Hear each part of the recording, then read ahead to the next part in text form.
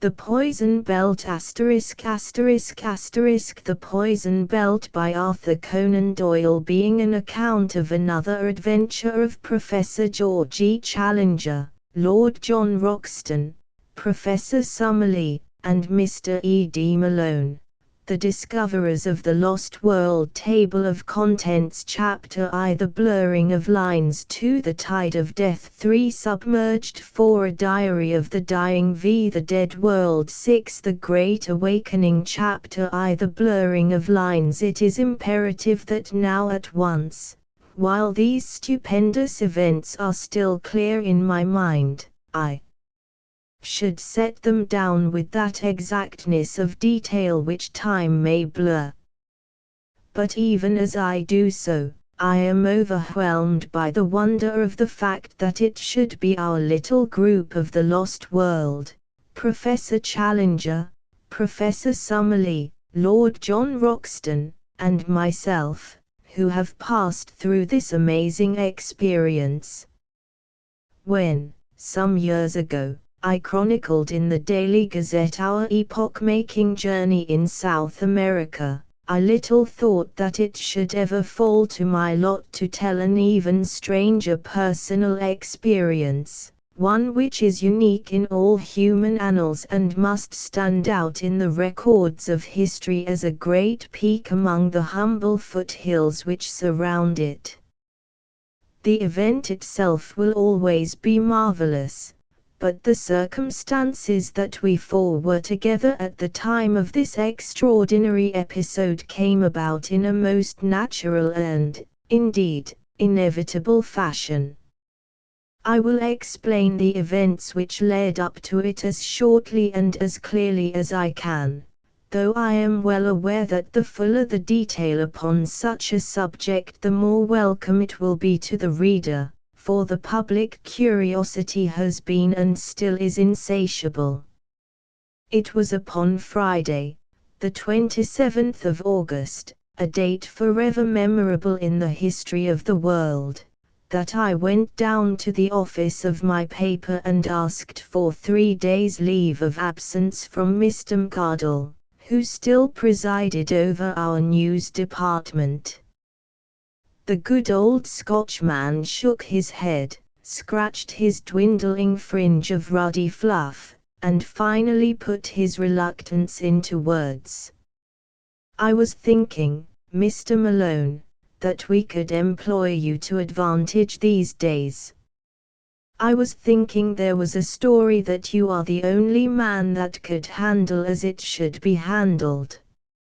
"I am sorry for that," said I, trying to hide my disappointment. "Of course, if I am needed, there is an end of the matter. But the engagement was important and intimate. If I could be spared, well, I don't see that you can." It was bitter, but I had to put the best face I could upon it. After all, it was my own fault, for I should have known by this time that a journalist has no right to make plans of his own. "Then I'll think no more of it," said I with as much cheerfulness as I could assume at so short a notice.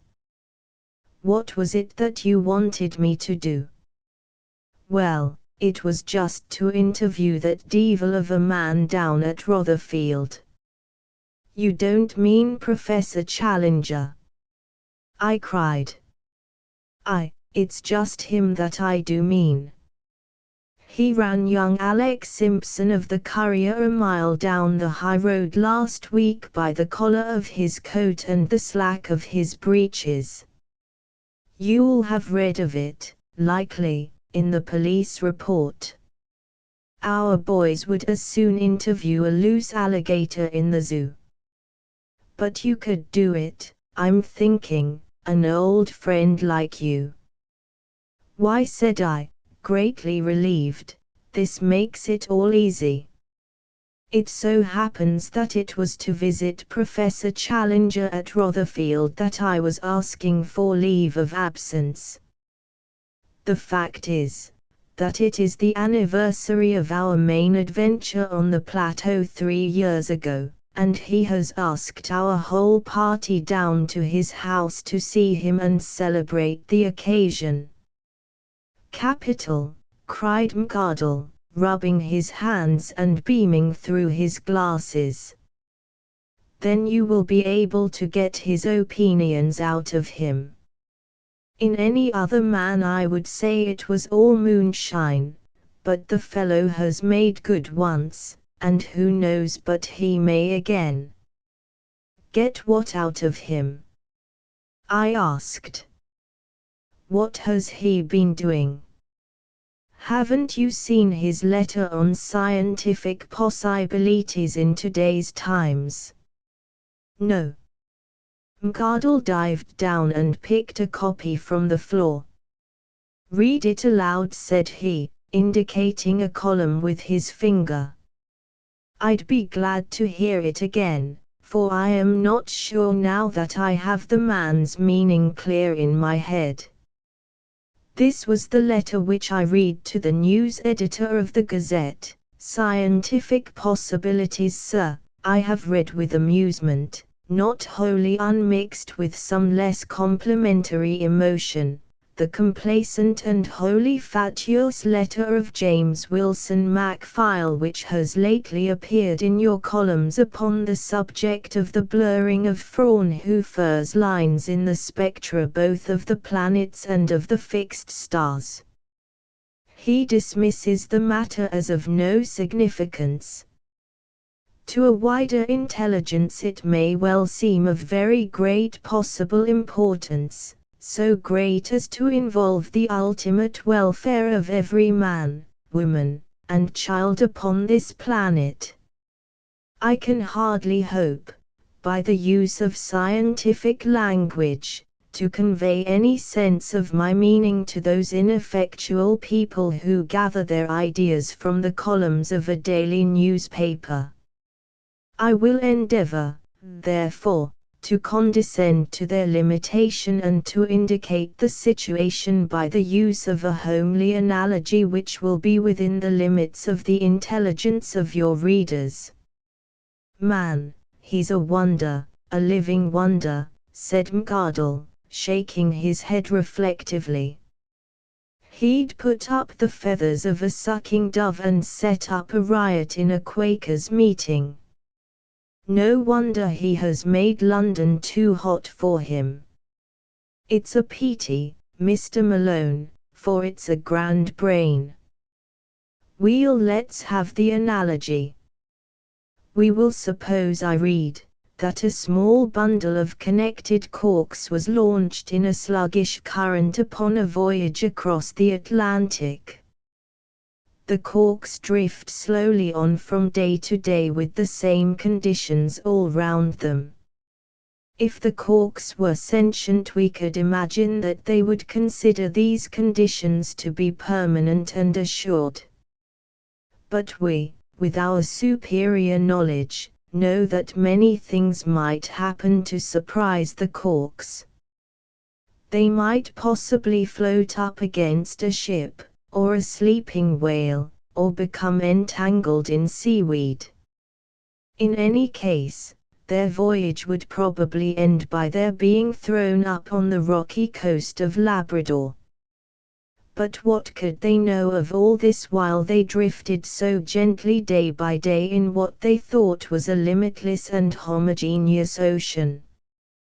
Your readers will possibly comprehend that the Atlantic, in this parable, stands for the mighty ocean of ether through which we drift, and that the bunch of corks represents the little and obscure planetary system to which we belong. A third-rate sun, with its ragtag and bobtail of insignificant satellites, we float under the same daily conditions towards some unknown end. Some squalid catastrophe which will overwhelm us at the ultimate confines of space, where we are swept over an etheric Niagara or dashed upon some unthinkable Labrador. I see no room here for the shallow and ignorant optimism of your correspondent, Mr. James Wilson Macphail, but many reasons why we should watch with a very close and interested attention every indication of change in those cosmic surroundings upon which our own ultimate fate may depend. Man, he'd have made a grand minister, said McArdle. It just booms like an organ.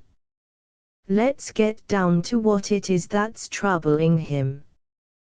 The general blurring and shifting of Fraunhofer's lines of the spectrum point, in my opinion, to a widespread cosmic change of a subtle and singular character. Light from a planet is the reflected light of the sun.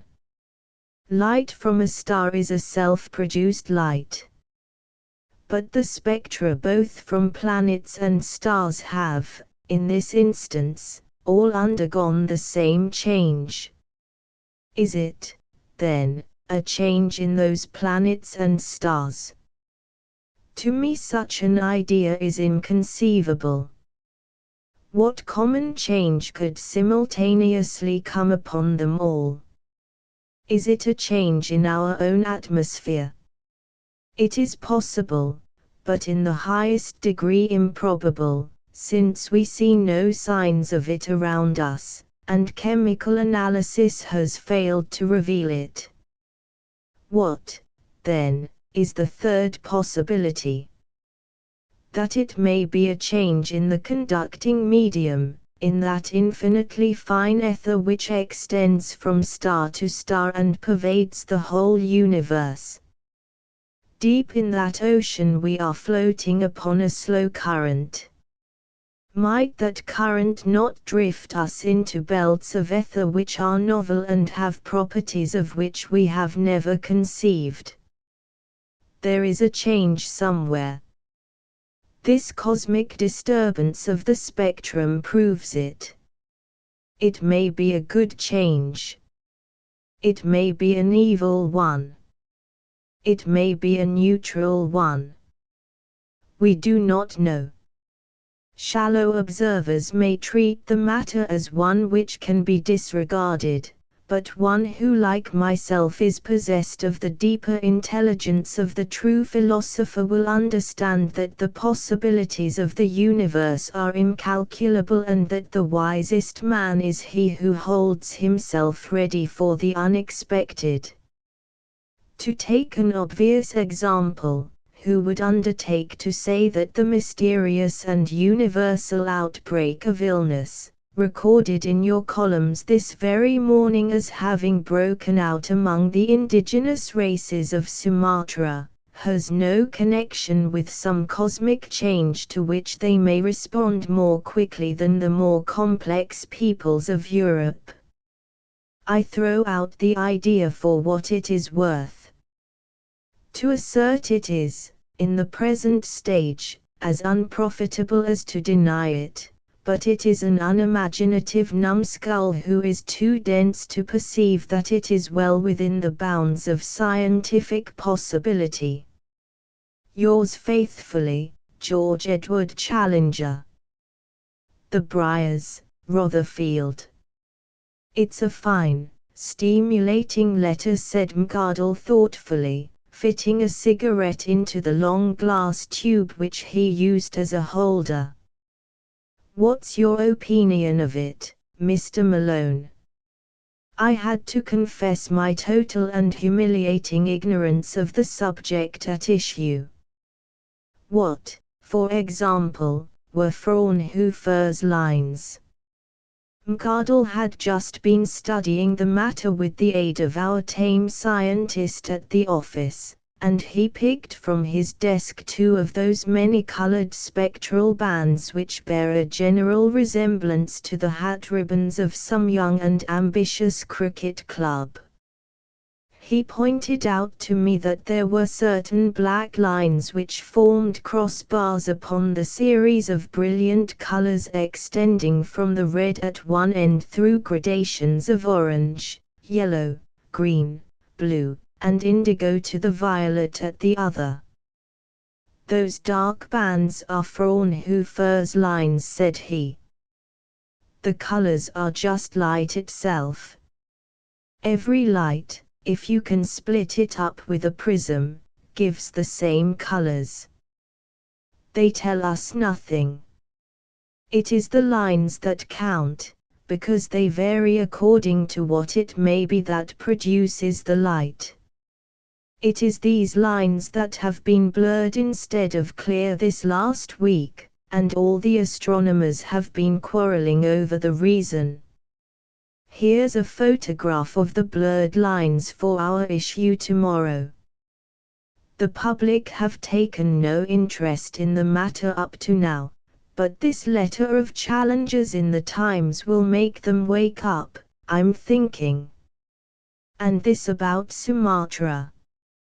Well, it's a long cry from a blurred line in a spectrum to a sick nigger in Sumatra. And yet the Cheel has shown us once before that he knows what he's talking about. There is some queer illness down yonder, that's beyond all doubt, and today there's a cable just come in from Singapore that the lighthouses are out of action in the Straits of Sundan, and 2 ships on the beach in consequence. Anyhow, it's good enough for you to interview Challenger upon. If you get anything definite, let us have a column by Monday. I was coming out from the news editor's room, turning over my new mission in my mind, when I heard my name called from the waiting room below. It was a telegraph boy with a wire which had been forwarded from my lodgings at Streatham. The message was from the very man we had been discussing, and ran thus: Malone, 17 Hill Street, Streatham. Bring oxygen. Challenger. Bring oxygen. The professor, as I remembered him, had an elephantine sense of humor capable of the most clumsy and unwieldy gambolings. Was this one of those jokes which used to reduce him to uproarious laughter, when his eyes would disappear and he was all gaping mouth and wagging beard, supremely indifferent to the gravity of all around him? I turned the words over, but could make nothing even remotely jocose out of them. Then surely it was a concise order, though a very strange one. He was the last man in the world whose deliberate command I should care to disobey. Possibly some chemical experiment was afoot, possibly, well, it was no business of mine to speculate upon why he wanted it. I must get it. There was nearly an hour before I should catch the train at Victoria. I took a taxi, and having ascertained the address from the telephone book, I made for the Oxygen Tube Supply Company in Oxford Street.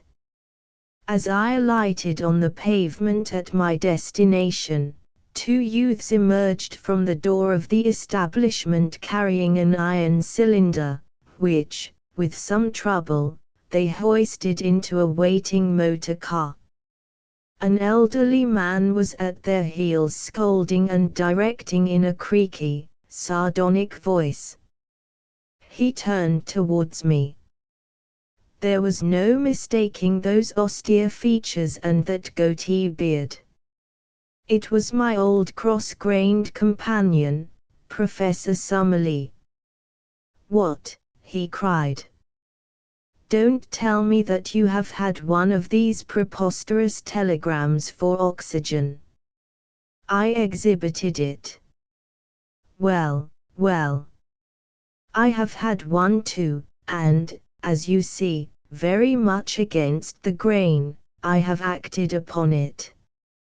Our good friend is as impossible as ever.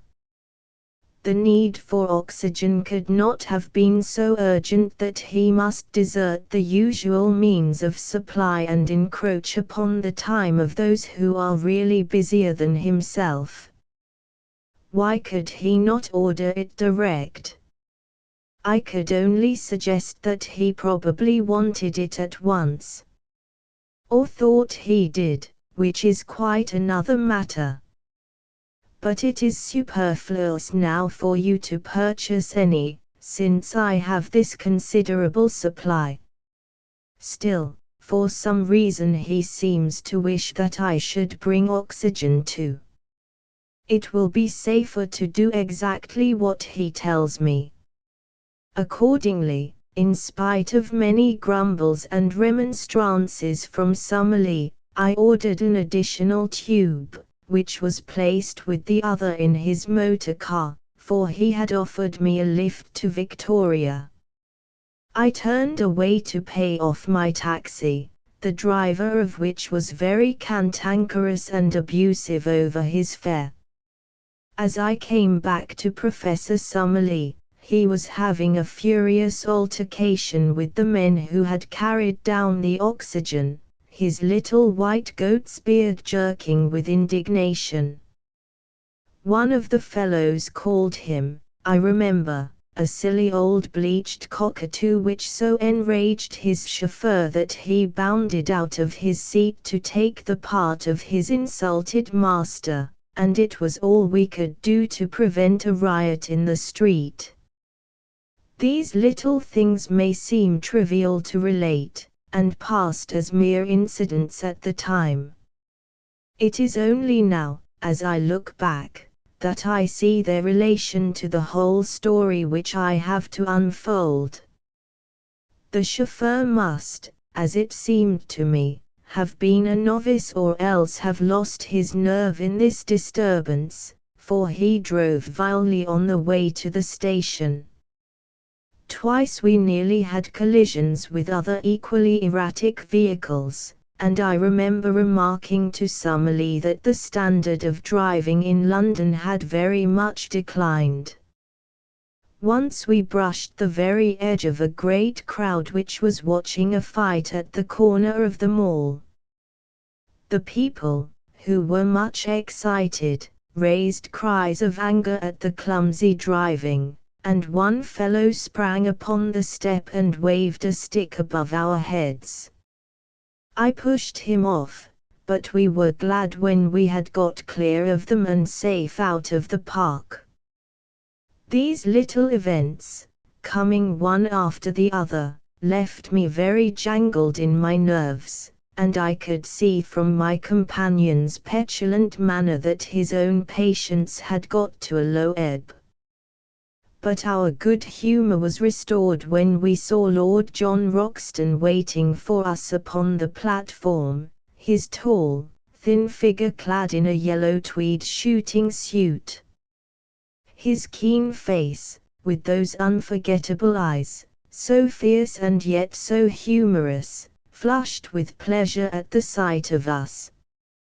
His ruddy hair was shot with grey, and the furrows upon his brow had been cut a little deeper by time's chisel, but in all else he was the Lord John who had been our good comrade in the past. "Hullo, Herr Professor! Hullo, young fella!" he shouted as he came toward us. He roared with amusement when he saw the oxygen cylinders upon the porter's trolley behind us. "So you've got them too," he cried. "Mine is in the van. Whatever can the old dear be after? Have you seen his letter in the Times?" I asked. "What was it?" "Stuff and nonsense," said Summerlee harshly. "Well, it's at the bottom of this oxygen business, or I am mistaken." "Said I stuff and nonsense?" cried Summerlee again with quite unnecessary violence. We had all got into a first-class smoker, and he had already lit the short and charred old briar pipe which seemed to singe the end of his long, aggressive nose. "Friend Challenger is a clever man," said he with great vehemence. "No one can deny it. It's a fool that denies it. Look at his hat. There's a 60-ounce brain inside it, a big engine, running smooth, and turning out clean work. Show me the engine house and I'll tell you the size of the engine. But he is a born charlatan, you've heard me tell him so to his face, a born charlatan, with a kind of dramatic trick of jumping into the limelight. Things are quiet, so friend Challenger sees a chance to set the public talking about him. You don't imagine that he seriously believes all this nonsense about a change in the ether and a danger to the human race. Was ever such a cock and bull story in this life? He sat like an old white raven, croaking and shaking with sardonic laughter. A wave of anger passed through me as I listened to Summerlee. It was disgraceful that he should speak thus of the leader who had been the source of all our fame and given us such an experience as no men have ever enjoyed. I had opened my mouth to utter some hot retort, when Lord John got before me. "You had a scrap once before with old man Challenger," said he sternly, "and you were down and out inside 10 seconds. It seems to me, Professor Summerlee, he's beyond your class, and the best you can do with him is to walk wide and leave him alone." "Besides," said I, "he has been a good friend to every one of us. Whatever his faults may be, he is as straight as a line, and I don't believe he ever speaks evil of his comrades behind their backs." "Well said, young fellow my lad," said Lord John Roxton. Then, with a kindly smile, he slapped Professor Summerlee upon his shoulder. "Come, Herr Professor, we're not going to quarrel at this time of day. We've seen too much together. But keep off the grass when you get near Challenger, for this young fella and I have a bit of a weakness for the old dear." But Summerlee was in no humor for compromise. His face was screwed up in rigid disapproval, and thick curls of angry smoke rolled up from his pipe. "As to you, Lord John Roxton," he creaked, "your opinion upon a matter of science is of as much value in my eyes as my views upon a new type of shotgun would be in yours. I have my own judgment, sir, and I use it in my own way.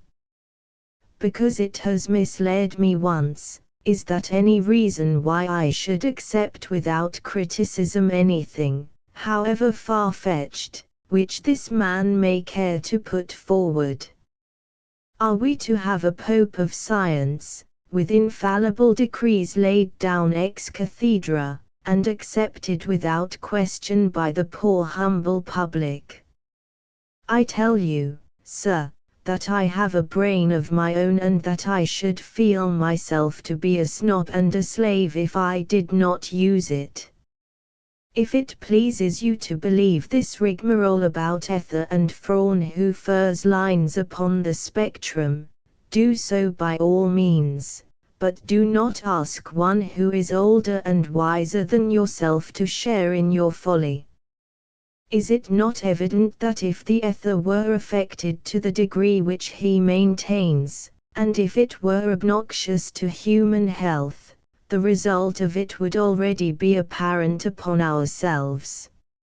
Here he laughed with uproarious triumph over his own argument. "Yes, sir, we should already be very far from our normal selves, and instead of sitting quietly discussing scientific problems in a railway train we should be showing actual symptoms of the poison which was working within us.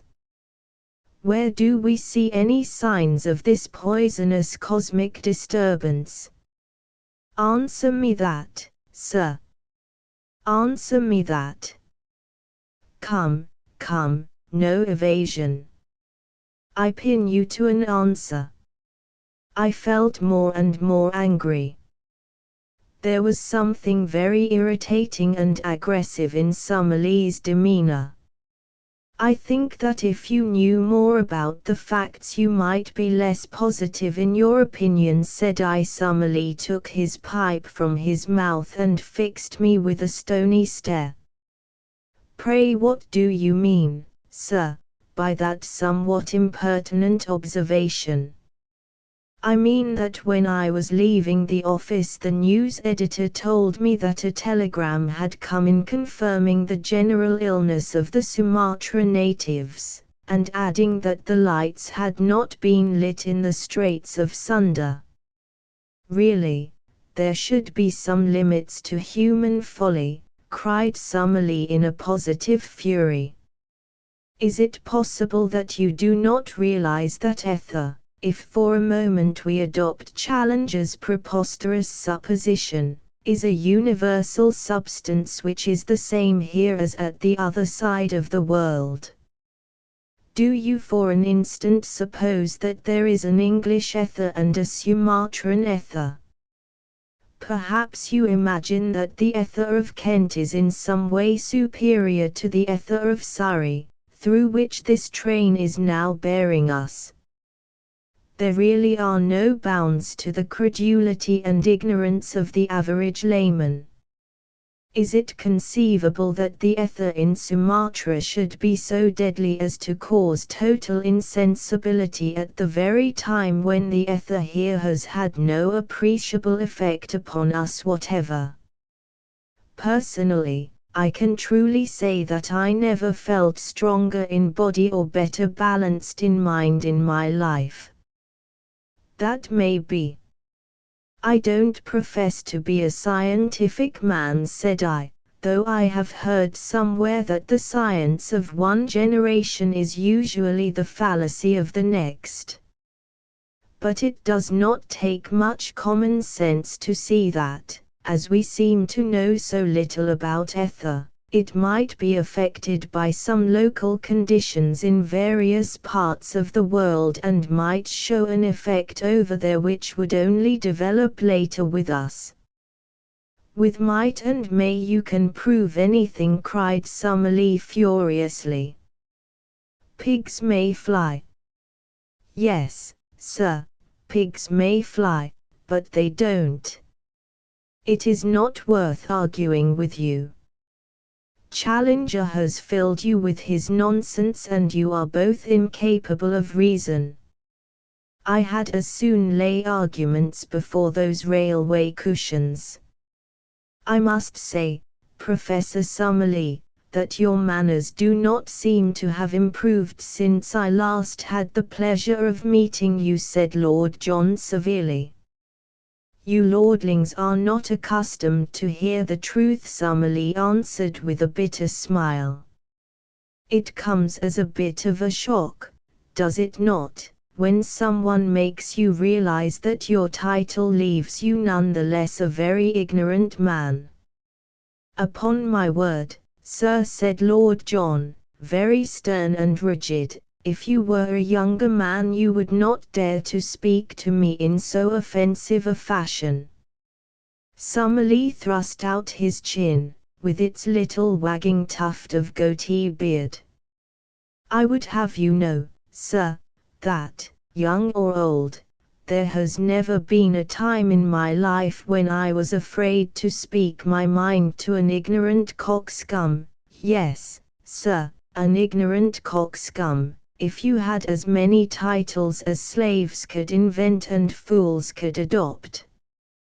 For a moment Lord John's eyes blazed, and then, with a tremendous effort, he mastered his anger and leaned back in his seat with arms folded and a bitter smile upon his face. To me all this was dreadful and deplorable. Like a wave, the memory of the past swept over me, the good comradeship, the happy, adventurous days, all that we had suffered and worked for and won. That it should have come to this, to insults and abuse. Suddenly I was sobbing in loud, gulping, uncontrollable sobs which refused to be concealed. My companions looked at me in surprise. I covered my face with my hands. "It's all right," said I, only it is such a pity. "You're ill, young fella, that's what's amiss with you," said Lord John. "I thought you were queer from the first. Your habits, sir, have not mended in these 3 years," said Summerlee, shaking his head. "I also did not fail to observe your strange manner the moment we met. You need not waste your sympathy, Lord John. These tears are purely alcoholic. The man has been drinking. By the way, Lord John, I called you a coxcomb just now, which was perhaps unduly severe. But the word reminds me of a small accomplishment, trivial but amusing, which I used to possess. You know me as the austere man of science. Can you believe that I once had a well-deserved reputation in several nurseries as a farmyard imitator? Perhaps I can help you to pass the time in a pleasant way. Would it amuse you to hear me crow like a cock?" "No, sir," said Lord John, who was still greatly offended, "it would not amuse me. My imitation of the clucking hen who had just laid an egg was also considered rather above the average. Might I venture?" "No, sir, no, certainly not."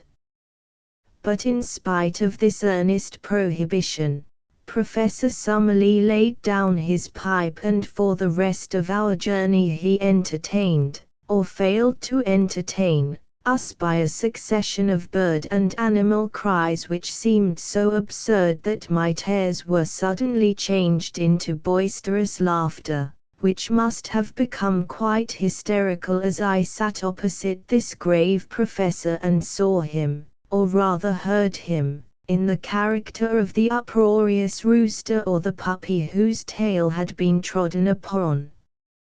Once Lord John passed across his newspaper, upon the margin of which he had written in pencil, "Poor devil. Mad as a hatter." No doubt it was very eccentric, and yet the performance struck me as extraordinarily clever and amusing.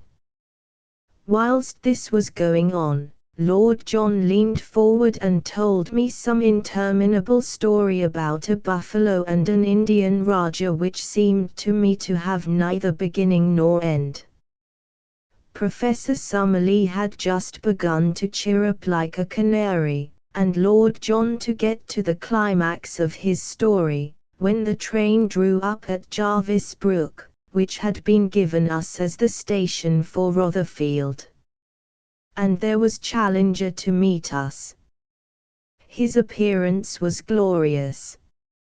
Not all the turkey-cocks in creation could match the slow, high-stepping dignity with which he paraded his own railway station and the benignant smile of condescending encouragement with which he regarded everybody around him. If he had changed in anything since the days of old, it was that his points had become accentuated. The huge head and broad sweep of forehead, with its plastered lock of black hair, seemed even greater than before. His black beard poured forward in a more impressive cascade, and his clear grey eyes, with their insolent and sardonic eyelids, were even more masterful than of yore. He gave me the amused handshake and encouraging smile which the headmaster bestows upon the small boy, and, having greeted the others and helped to collect their bags and their cylinders of oxygen, he stowed us and them away in a large motor car which was driven by the same impassive Austin, the man of few words, whom I had seen in the character of butler upon the occasion of my first eventful visit to the professor. Our journey led us up a winding hill through beautiful country. I sat in front with the chauffeur, but behind me my 3 comrades seemed to me to be all talking together. Lord John was still struggling with his buffalo story, so far as I could make out, while once again I heard, as of old, the deep rumble of Challenger and the insistent accents of Summerlee as their brains locked in high and fierce scientific debate.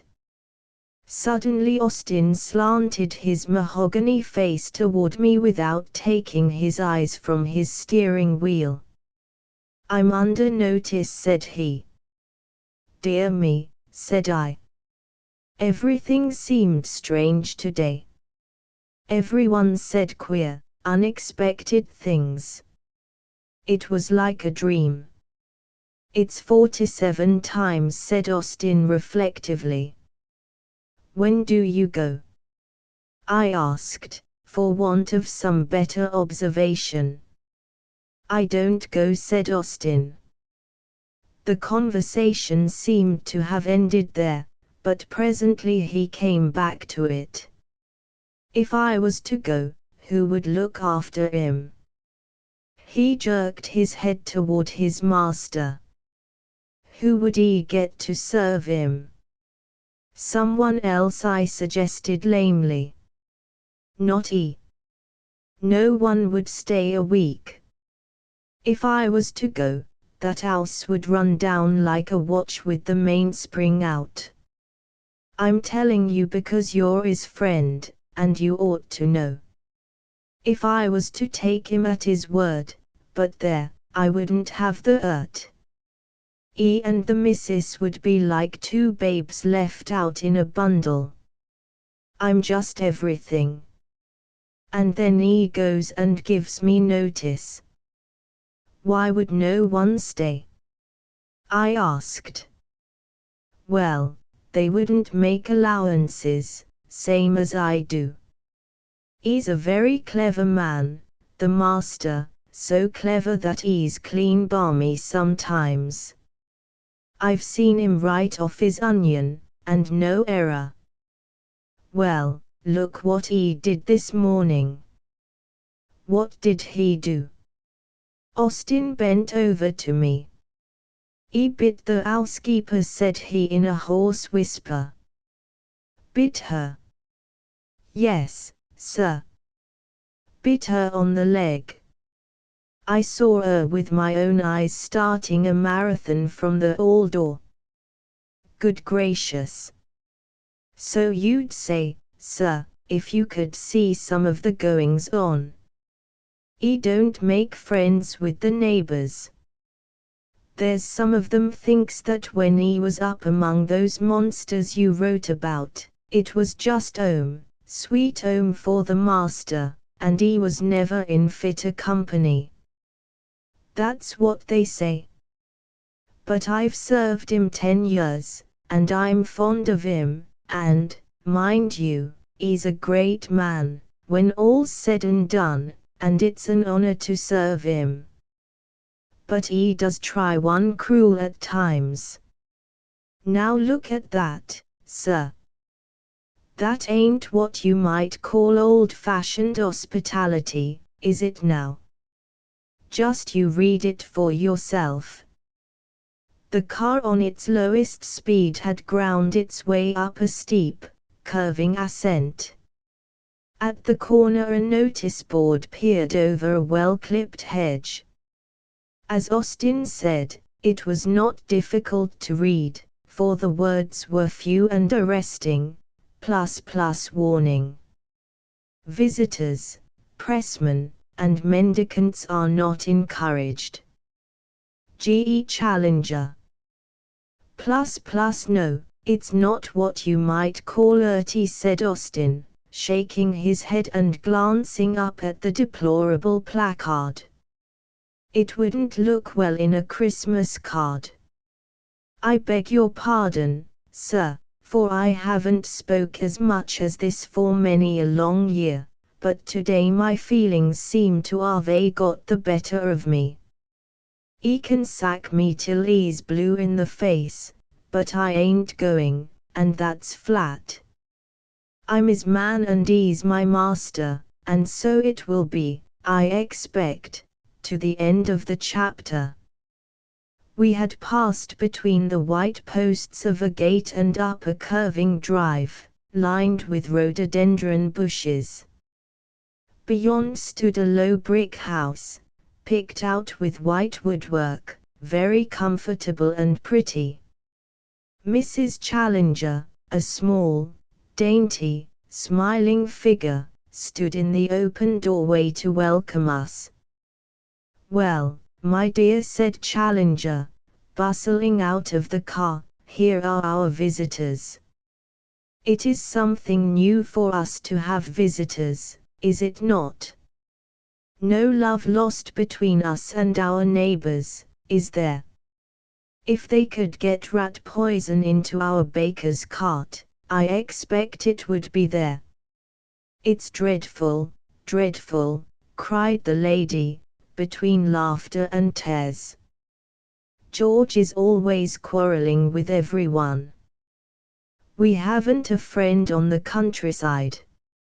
It enables me to concentrate my attention upon my incomparable wife," said Challenger, passing his short, thick arm round her waist. "Picture a gorilla and a gazelle, and you have the pair of them. Come, come, these gentlemen are tired from the journey, and luncheon should be ready." "Has Sarah returned?" The lady shook her head ruefully, and the professor laughed loudly and stroked his beard in his masterful fashion. "Austin," he cried, "when you have put up the car you will kindly help your mistress to lay the lunch.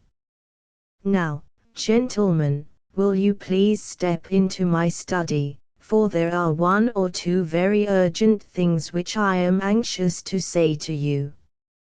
Chapter 2. The tide of death. As we crossed the hall the telephone bell rang, and we were the involuntary auditors of Professor Challenger's end of the ensuing dialogue.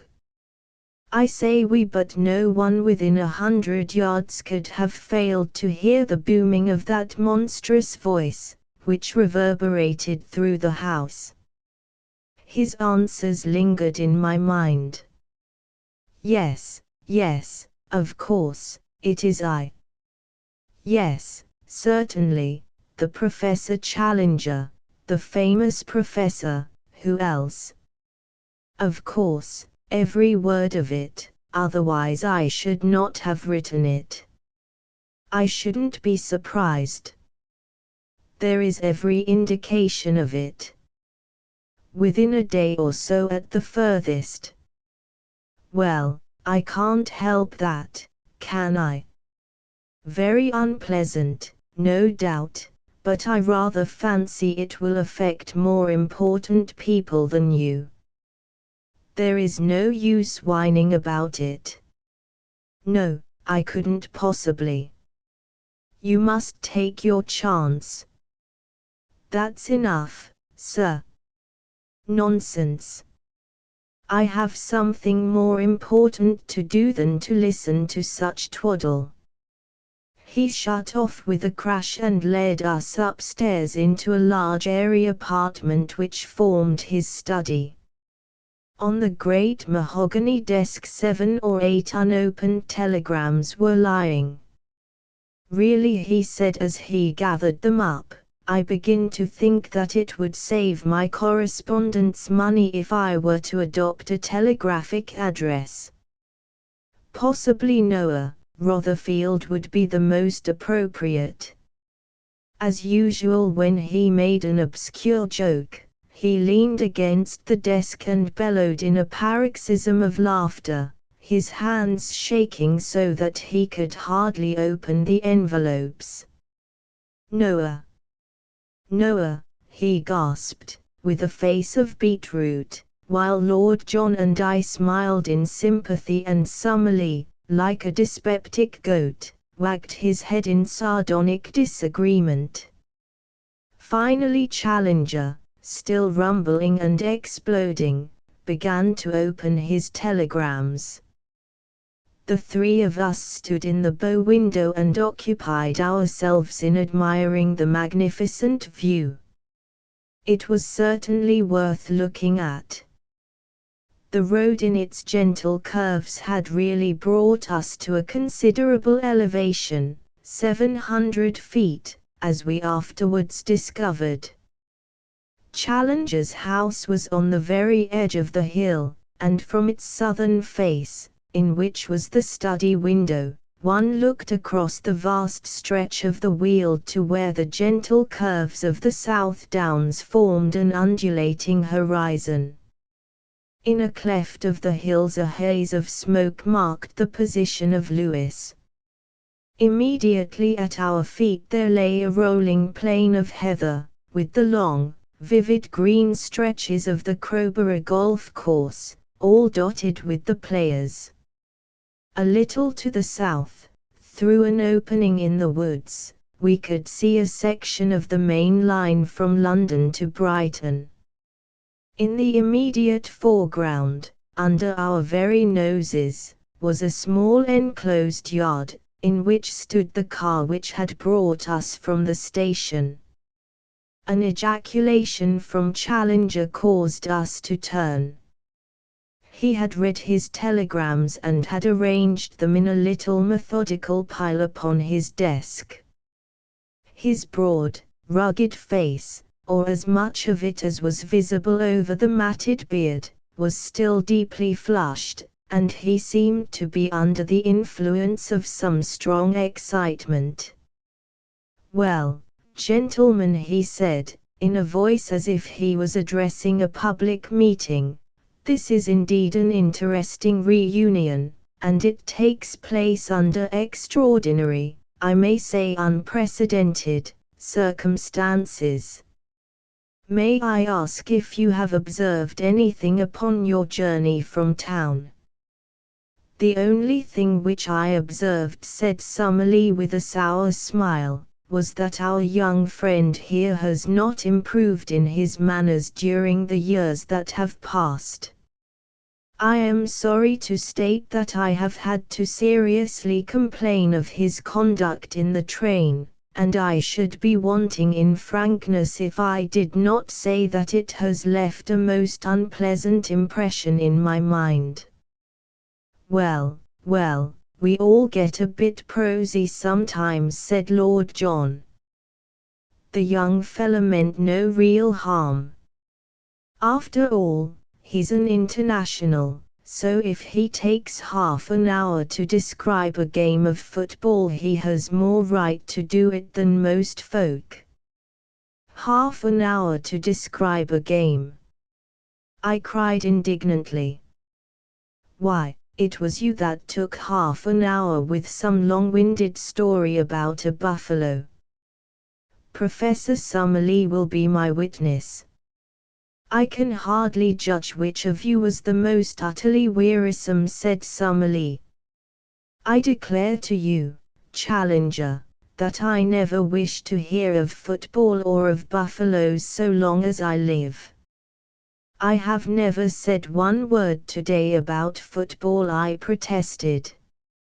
Lord John gave a shrill whistle, and Summerlee shook his head sadly. "So early in the day too," said he. "It is indeed deplorable." As I sat there in sad but thoughtful silence, cried Lord John, "Why, you were doing a music-hall turn of imitations all the way, more like a runaway gramophone than a man." Summerlee drew himself up in bitter protest. "You are pleased to be facetious, Lord John," said he with a face of vinegar. "Why, dash it all, this is clear madness," cried Lord John. "Each of us seems to know what the others did and none of us knows what he did himself. Let's put it all together from the first. We got into a first-class smoker, that's clear, ain't it?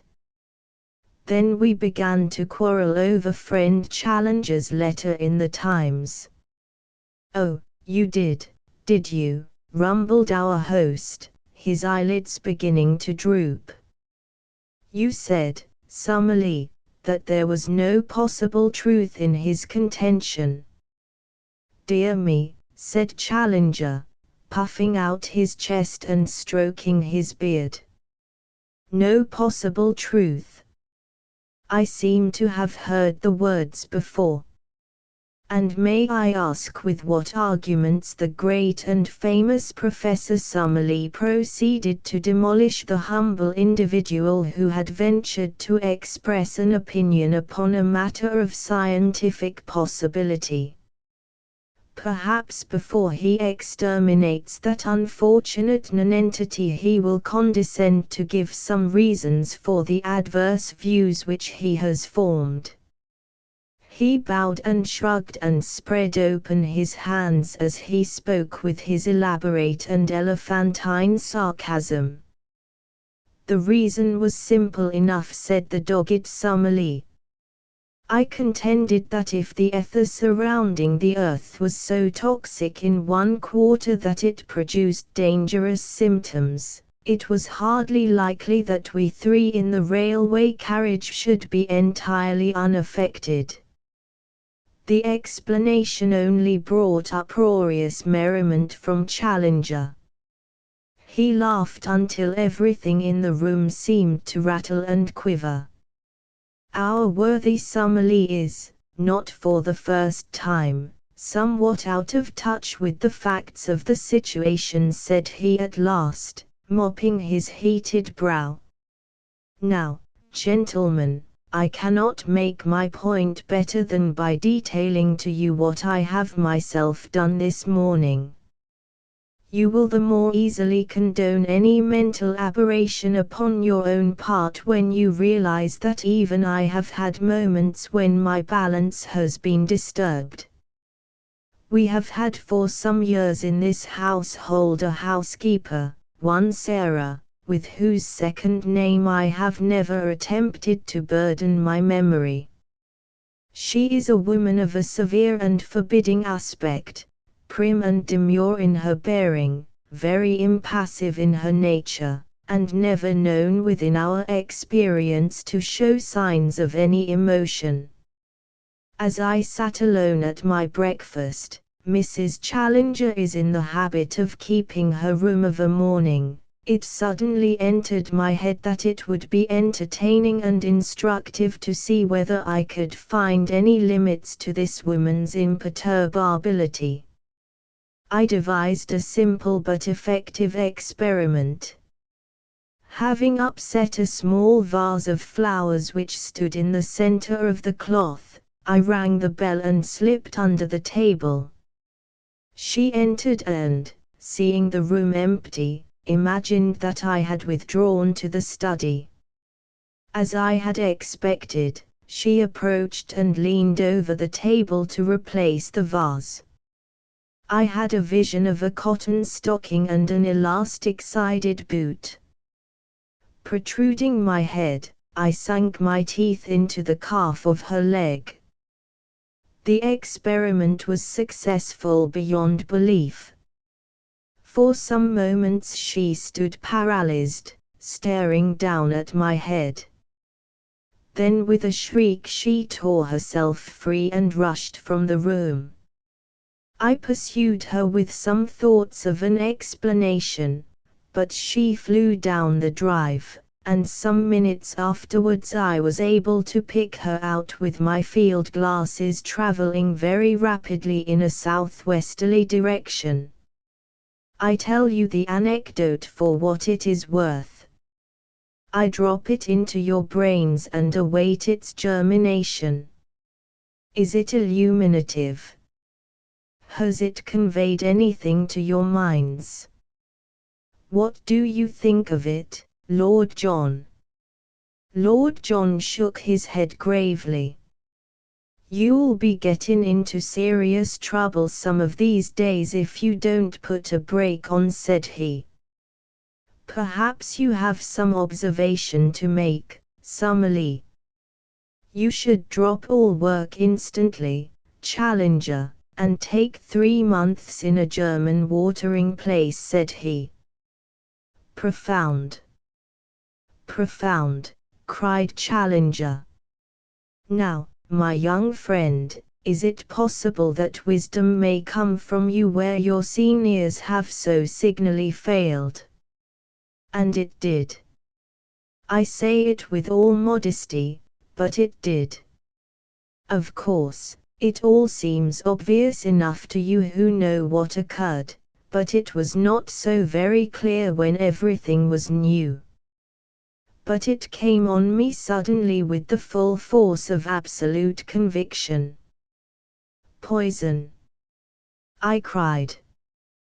Then, even as I said the word, my mind flashed back over the whole morning's experiences, past Lord John with his buffalo, past my own hysterical tears, past the outrageous conduct of Professor Summerlee, to the queer happenings in London, the row in the park, the driving of the chauffeur, the quarrel at the oxygen warehouse. Everything fitted suddenly into its place.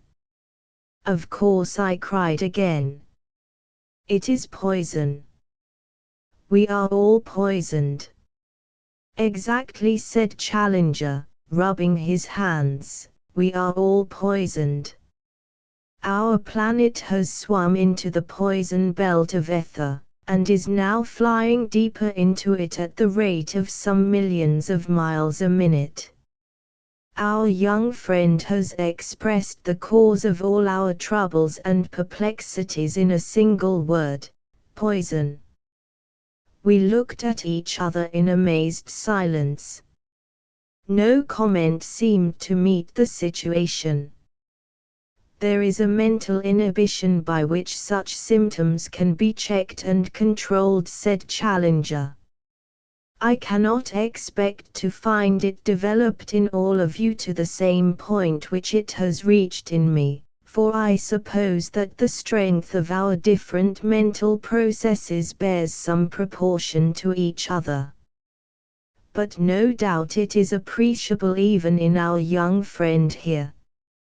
After the little outburst of high spirits which so alarmed my domestic, I sat down and reasoned with myself.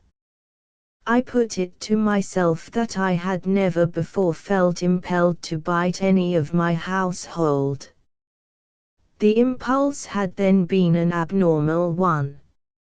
In an instant I perceived the truth.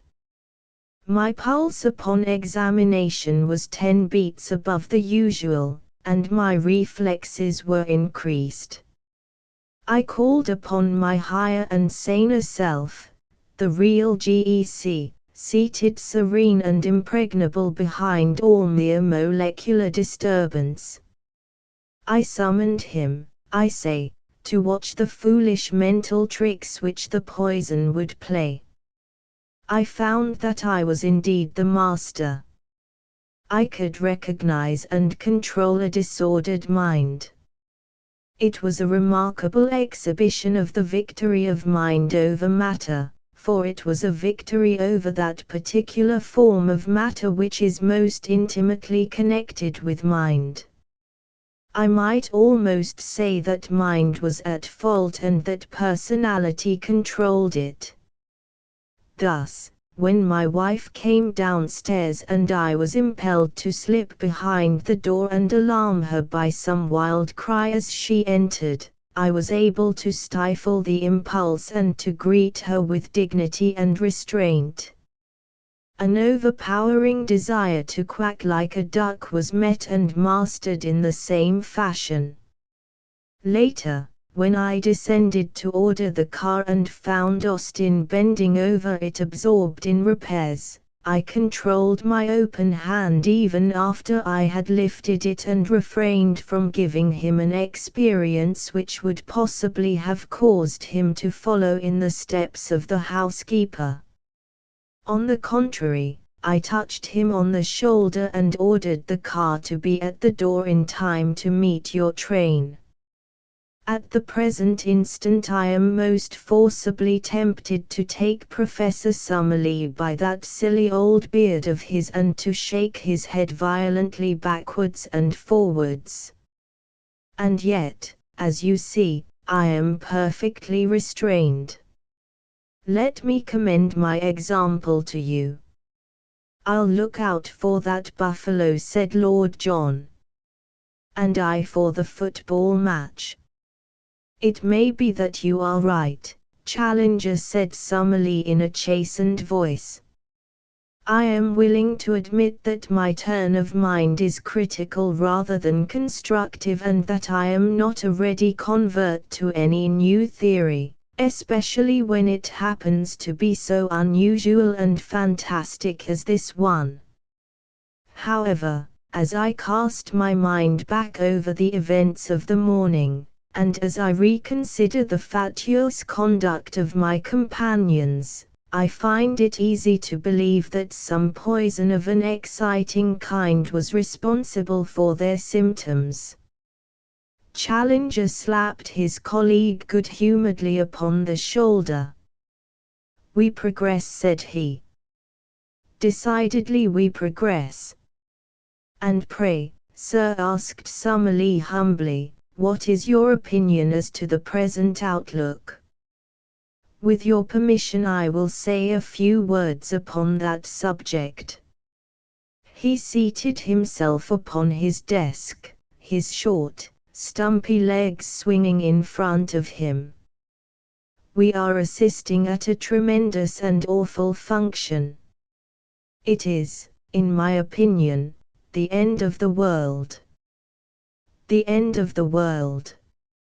Our eyes turned to the great bow window and we looked out at the summer beauty of the countryside, the long slopes of heather, the great country houses, the cozy farms, the pleasure seekers upon the links. The end of the world. One had often heard the words, but the idea that they could ever have an immediate practical significance, that it should not be at some vague date, but now, today, that was a tremendous, a staggering thought. We were all struck solemn and waited in silence for Challenger to continue. His overpowering presence and appearance lent such force to the solemnity of his words that for a moment all the crudities and absurdities of the man vanished, and he loomed before us as something majestic and beyond the range of ordinary humanity. Then to me, at least, there came back the cheering recollection of how twice since we had entered the room he had roared with laughter. Surely, I thought, there are limits to mental detachment. The crisis cannot be so great or so pressing after all. You will conceive a bunch of grapes, said he, which are covered by some infinitesimal but noxious bacillus. The gardener passes it through a disinfecting medium. It may be that he desires his grapes to be cleaner. It may be that he needs space to breed some fresh bacillus less noxious than the last. He dips it into the poison and they are gone. Our gardener is, in my opinion, about to dip the solar system, and the human bacillus, the little mortal vibrio which twisted and wriggled upon the outer rind of the earth, will in an instant be sterilized out of existence. Again there was silence. It was broken by the high trill of the telephone bell. There is one of our bacilli squeaking for help, said he with a grim smile. They are beginning to realize that their continued existence is not really one of the necessities of the universe. He was gone from the room for a minute or two. I remember that none of us spoke in his absence. The situation seemed beyond all words or comments. The medical officer of health for Brighton said when he returned. The symptoms are for some reason developing more rapidly upon the sea level. Our 700 feet of elevation give us an advantage. Folk seem to have learned that I am the first authority upon the question. No doubt it comes from my letter in the Times. That was the mayor of a provincial town with whom I talked when we first arrived. You may have heard me upon the telephone. He seemed to put an entirely inflated value upon his own life. I helped him to readjust his ideas. Summerlee had risen and was standing by the window. His thin, bony hands were trembling with his emotion. Challenger, said he earnestly, this thing is too serious for mere futile argument. Do not suppose that I desire to irritate you by any question I may ask. But I put it to you whether there may not be some fallacy in your information or in your reasoning. There is the sun shining as brightly as ever in the blue sky. There are the heather and the flowers and the birds. There are the folk enjoying themselves upon the golf links and the labourers yonder cutting the corn.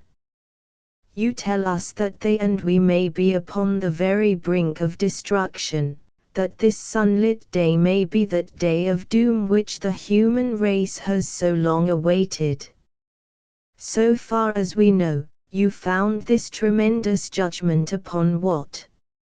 Upon some abnormal lines in a spectrum, upon rumors from Sumatra, upon some curious personal excitement which we have discerned in each other.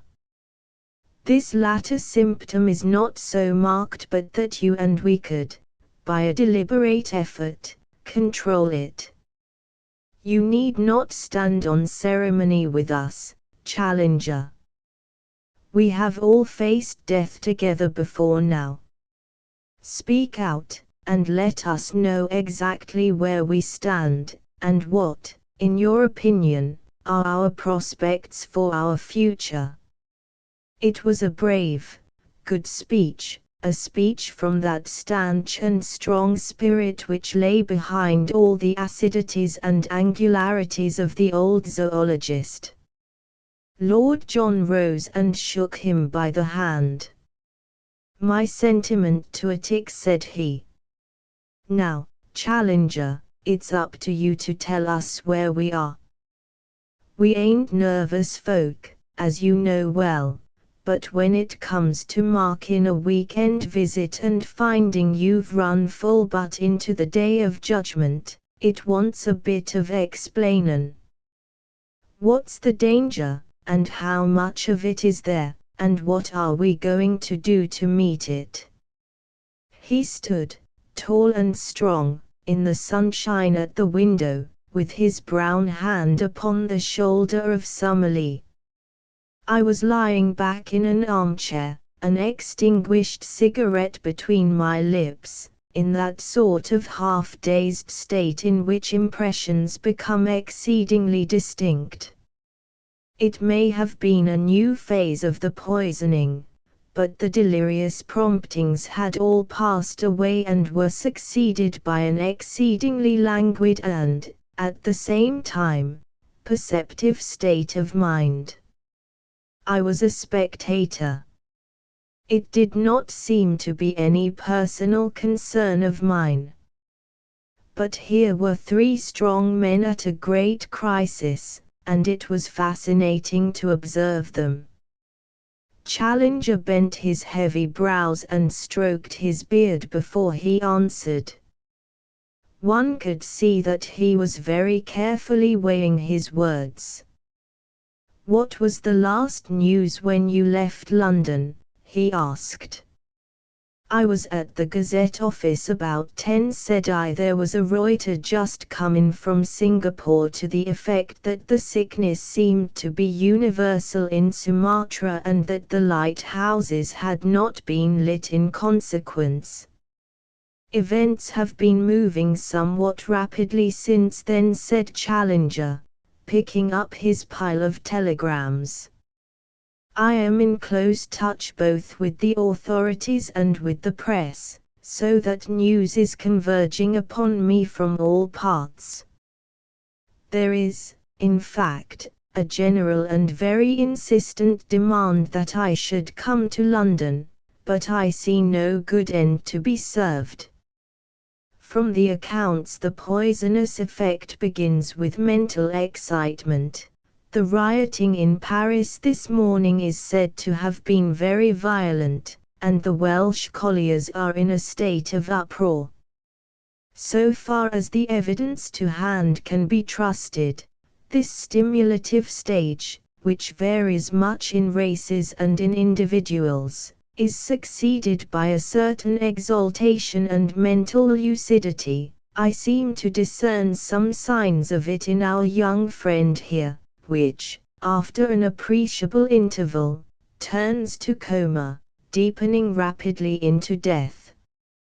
I fancy, so far as my toxicology carries me, that there are some vegetable nerve poisons," Dachera suggested summily.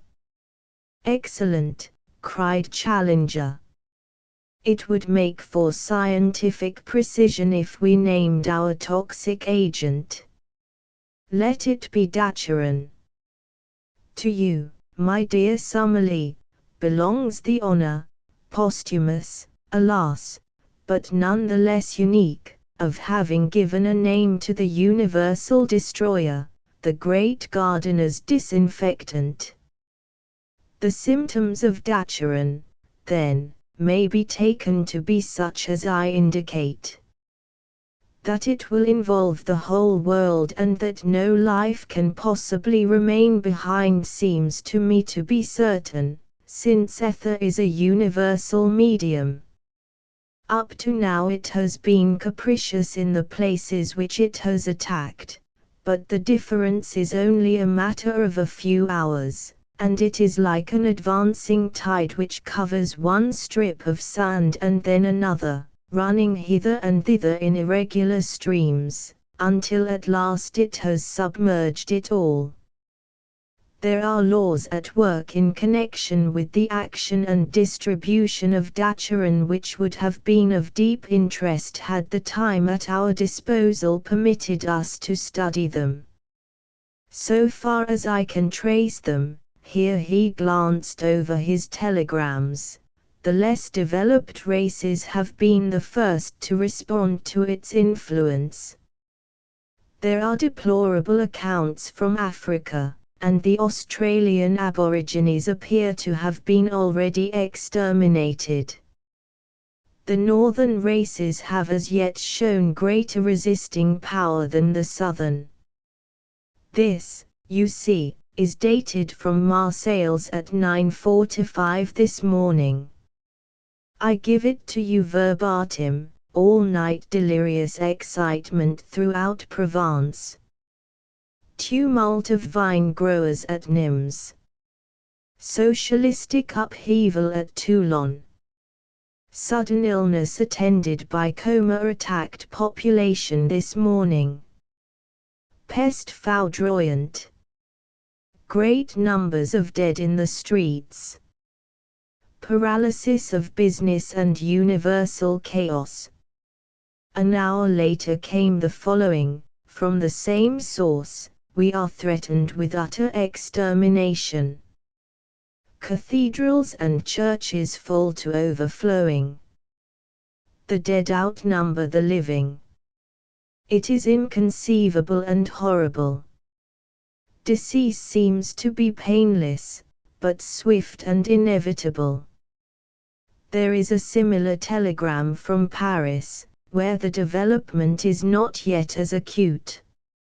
India and Persia appear to be utterly wiped out. The Slavonic population of Austria is down, while the Teutonic has hardly been affected. Speaking generally, the dwellers upon the plains and upon the seashore seem, so far as my limited information goes, to have felt the effects more rapidly than those inland or on the heights. Even a little elevation makes a considerable difference, and perhaps if there be a survivor of the human race, he will again be found upon the summit of some Ararat. Even our own little hill may presently prove to be a temporary island amid a sea of disaster. But at the present rate of advance a few short hours will submerge us all. Lord John Roxton wiped his brow.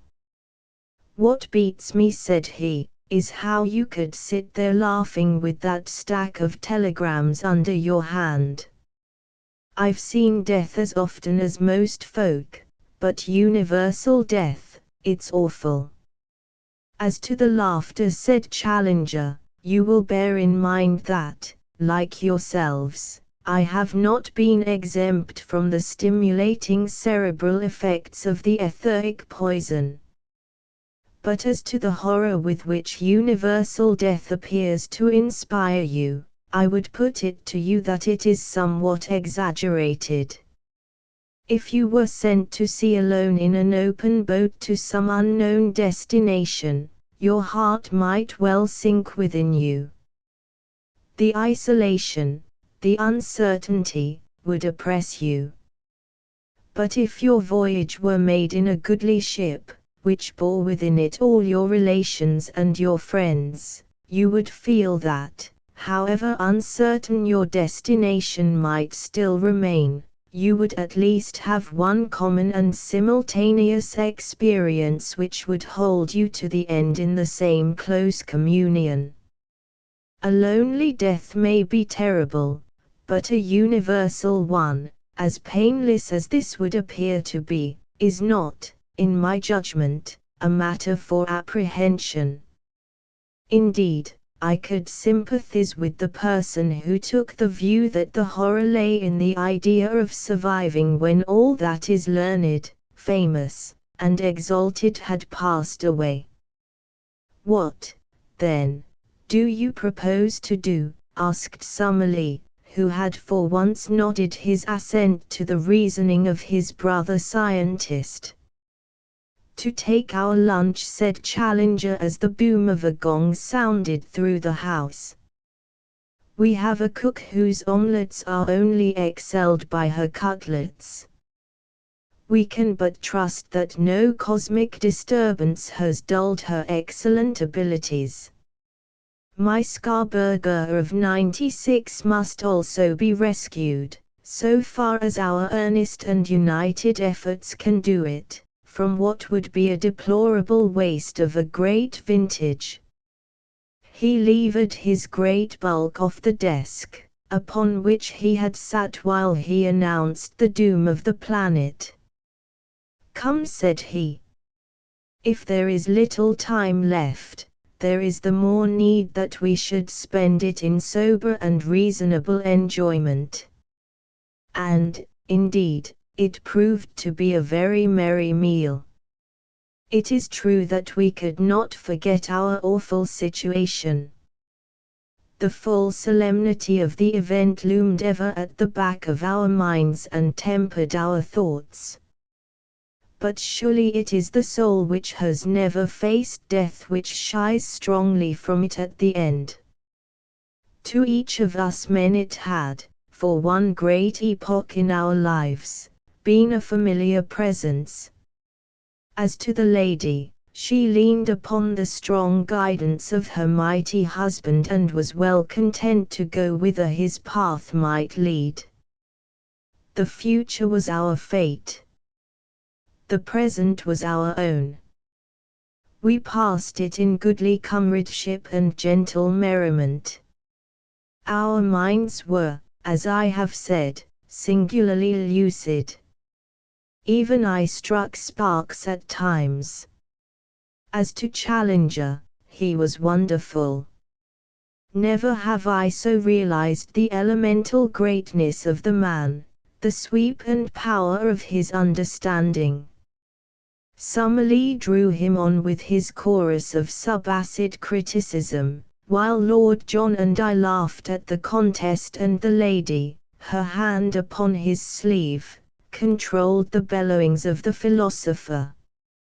Life, death, fate, the destiny of man, these were the stupendous subjects of that memorable hour, made vital by the fact that as the meal progressed strange, sudden exaltations in my mind and tinglings in my limbs proclaimed that the invisible tide of death was slowly and gently rising around us. Once I saw Lord John put his hand suddenly to his eyes, and once Summerlee dropped back for an instant in his chair. Each breath we breathed was charged with strange forces. And yet our minds were happy and at ease. Presently Austin laid the cigarettes upon the table and was about to withdraw. "Austin," said his master. "Yes, sir." "I thank you for your faithful service." A smile stole over the servant's gnarled face. "I've done my duty, sir. I'm expecting the end of the world today, Austin." "Yes, sir." "What time, sir?" "I can't say, Austin." "Before evening." "Very good, sir." The taciturn Austin saluted and withdrew. Challenger lit a cigarette, and, drawing his chair closer to his wife's, he took her hand in his. "You know how matters stand, dear," said he. "I have explained it also to our friends here. You're not afraid, are you?" "It won't be painful, George." "No more than laughing gas at the dentist's. Every time you have had it you have practically died. But that is a pleasant sensation. So may death be. The worn-out bodily machine can't record its impression, but we know the mental pleasure which lies in a dream or a trance. Nature may build a beautiful door and hang it with many a gauzy and shimmering curtain to make an entrance to the new life for our wandering souls. In all my probings of the actual, I have always found wisdom and kindness at the core, and if ever the frightened mortal needs tenderness, it is surely as he makes the passage perilous from life to life. No, Summerlee, I will have none of your materialism, for I, at least, am too great a thing to end in mere physical constituents, a packet of salts and 3 bucketfuls of water. Here, here, and he beat his great head with his huge, hairy fist, there is something which uses matter, but is not of it, something which might destroy death, but which death can never destroy. "Talking of death," said Lord John, "I'm a Christian of sorts, but it seems to me there was something mighty natural in those ancestors of ours who were buried with their axes and bows and arrows and the like, same as if they were living on just the same as they used to. I don't know," he added, looking round the table in a shamefaced way, "that I wouldn't feel more homely myself if I was put away with my old .450 Express and the fowl in piece, the shorter one with the rubbered stock, and a clip or two of cartridges, just a fool's fancy, of course, but there it is. How does it strike you, Herr Professor?" "Well," said Summerlee, "since you ask my opinion, It strikes me as an indefensible throwback to the Stone Age or before it. I'm of the 20th century myself, and would wish to die like a reasonable civilized man.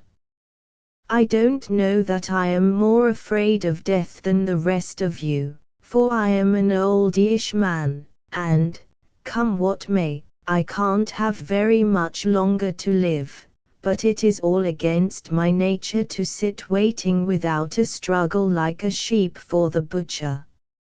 Is it quite certain, Challenger, that there is nothing we can do to save us? Nothing, said Challenger.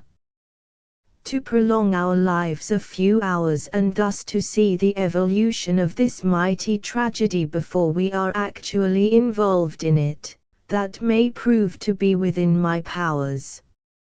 I have taken certain steps. The oxygen. Exactly. The oxygen. But what can oxygen effect in the face of a poisoning of the ether? There is not a greater difference in quality between a brickbat and a gas than there is between oxygen and ether. They are different planes of matter. They cannot impinge upon one another. Come, Challenger, you could not defend such a proposition. My good Summerlee, this etheric poison is most certainly influenced by material agents. We see it in the methods and distribution of the outbreak. We should not a priori have expected it, but it is undoubtedly a fact. Hence I am strongly of opinion that a gas like oxygen, which increases the vitality and the resisting power of the body, would be extremely likely to delay the action of what you have so happily named the daturon. It may be that I am mistaken, but I have every confidence in the correctness of my reasoning. Well, said Lord John, if we've got to sit sucking at those tubes like so many babies with their bottles, I'm not taking any. There will be no need for that, Challenger answered. We have made arrangements. It is to my wife that you chiefly owe it, that her boudoir shall be made as airtight as is practicable, with matting and varnished paper. Good heavens, Challenger, you don't suppose you can keep out ether with varnished paper? Really, my worthy friend, you are a trifle perverse in missing the point. It is not to keep out the ether that we have gone to such trouble. It is to keep in the oxygen. I trust that if we can ensure an atmosphere hyper-oxygenated to a certain point, we may be able to retain our senses. I had 2 tubes of the gas and you have brought me 3 more. It is not much, but it is something. How long will they last? I have not an idea. We will not turn them on until our symptoms become unbearable. Then we shall dole the gas out as it is urgently needed. It may give us some hours, possibly even some days, on which we may look out upon a blasted world. Our own fate is delayed to that extent, and we will have the very singular experience, we 5, of being, in all probability, the absolute rearguard of the human race upon its march into the unknown. Perhaps you will be kind enough now to give me a hand with the cylinders. It seems to me that the atmosphere already grows somewhat more oppressive.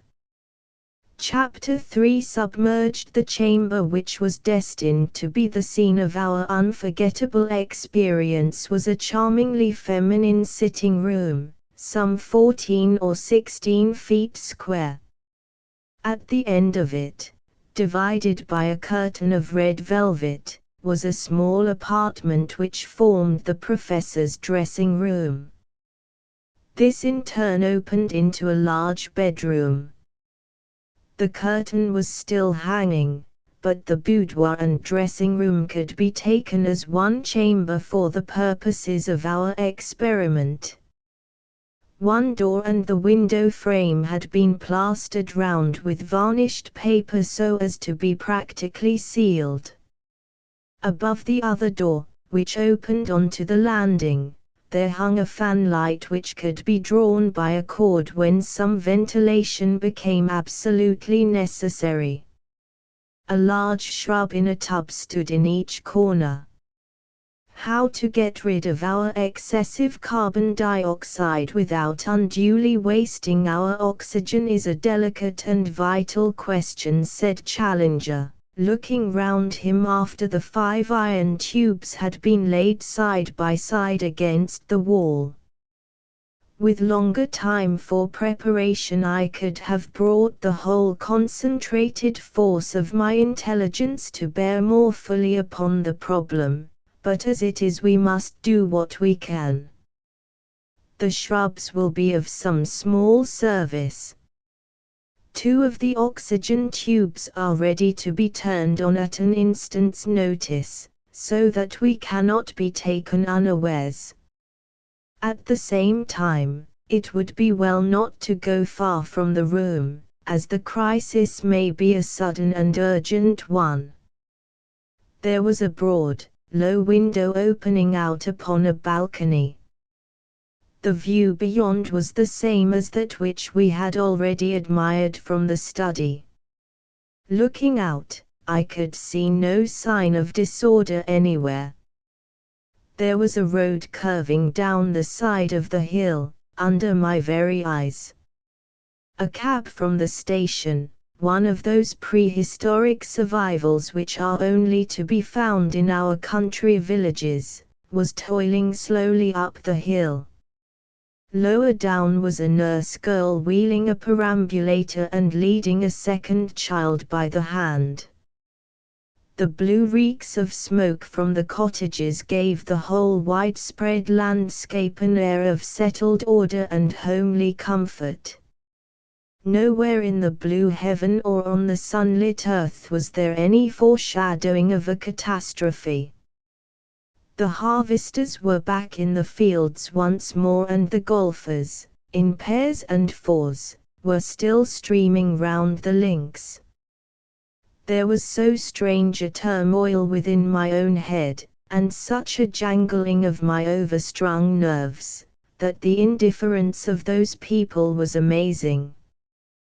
"Those fellows don't seem to feel any ill effects," said I, pointing down at the links.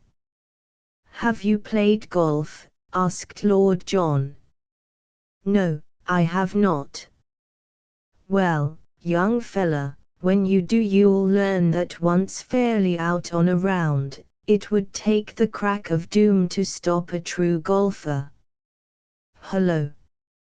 There's that telephone bell again." From time to time during and after lunch the high, insistent ring had summoned the professor. He gave us the news as it came through to him in a few curt sentences. Such terrific items had never been registered in the world's history before. The great shadow was creeping up from the south like a rising tide of death. Egypt had gone through its delirium and was now comatose. Spain and Portugal, after a wild frenzy in which the clericals and the anarchists had fought most desperately, were now fallen silent. No cable messages were received any longer from South America. In North America the southern states, after some terrible racial rioting, had succumbed to the poison. North of Maryland the effect was not yet marked, and in Canada it was hardly perceptible. Belgium, Holland, and Denmark had each in turn been affected. Despairing messages were flashing from every quarter to the great centers of learning, to the chemists and the doctors of worldwide repute, imploring their advice. The astronomers too were deluged with inquiries. Nothing could be done. The thing was universal and beyond our human knowledge or control.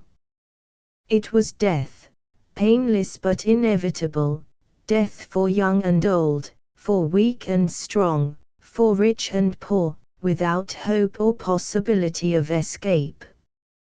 Such was the news which, in scattered, distracted messages, the telephone had brought us. The great cities already knew their fate and so far as we could gather were preparing to meet it with dignity and resignation. Yet here were our golfers and laborers like the lambs who gamble under the shadow of the knife. It seemed amazing. And yet how could they know? It had all come upon us in one giant stride. What was there in the morning paper to alarm them? And now it was but 3 in the afternoon. Even as we looked, some rumor seemed to have spread, for we saw the reapers hurrying from the fields. Some of the golfers were returning to the clubhouse. They were running as if taking refuge from a shower. Their little caddies trailed behind them. Others were continuing their game. The nurse had turned and was pushing her perambulator hurriedly up the hill again. I noticed that she had her hand to her brow. The cab had stopped and the tired horse, with his head sunk to his knees, was resting. Above there was a perfect summer sky, one huge vault of unbroken blue, save for a few fleecy white clouds over the distant downs. If the human race must die today, it was at least upon a glorious deathbed. And yet all that gentle loveliness of nature made this terrific and wholesale destruction the more pitiable and awful. Surely it was too goodly a residence that we should be so swiftly, so ruthlessly, evicted from it. But I have said that the telephone bell had rung once more. Suddenly I heard Challenger's tremendous voice from the hall. "Malone," he cried. "You are wanted." I rushed down to the instrument. It was Mcardle speaking from London. "That you, Mr. Malone?" cried his familiar voice. "Mr. Malone, there are terrible goings-on in London. For God's sake, see if Professor Challenger can suggest anything that can be done."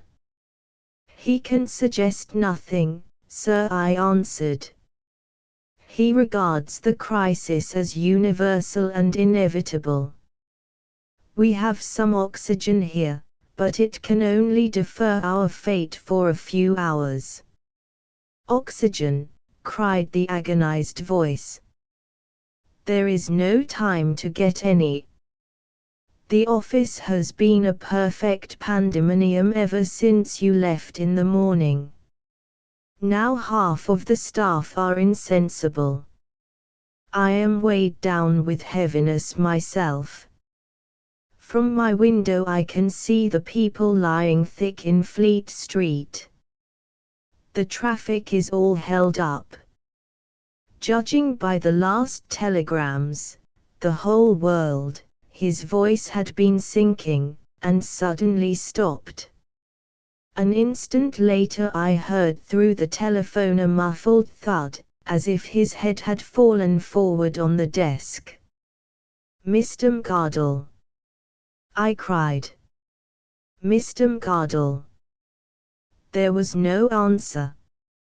I knew as I replaced the receiver that I should never hear his voice again. At that instant, just as I took a step backwards from the telephone, the thing was on us. It was as if we were bathers, up to our shoulders in water, who suddenly are submerged by a rolling wave. An invisible hand seemed to have quietly closed round my throat and to be gently pressing the life from me. I was conscious of immense oppression upon my chest, great tightness within my head, a loud singing in my ears, and bright flashes before my eyes. I staggered to the balustrades of the stair.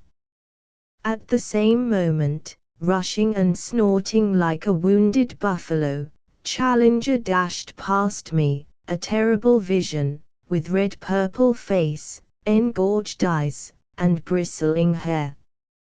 His little wife, insensible to all appearance, was slung over his great shoulder, and he blundered and thundered up the stair, scrambling and tripping, but carrying himself and her through sheer will force through that mephitic atmosphere to the haven of temporary safety. At the sight of his effort I too rushed up the steps, clambering, falling, clutching at the rail, until I tumbled half senseless upon my face on the upper landing. Lord John's fingers of steel were in the collar of my coat, and a moment later I was stretched upon my back, unable to speak or move, on the boudoir carpet. The woman lay beside me, and Summerlee was bunched in a chair by the window, his head nearly touching his knees.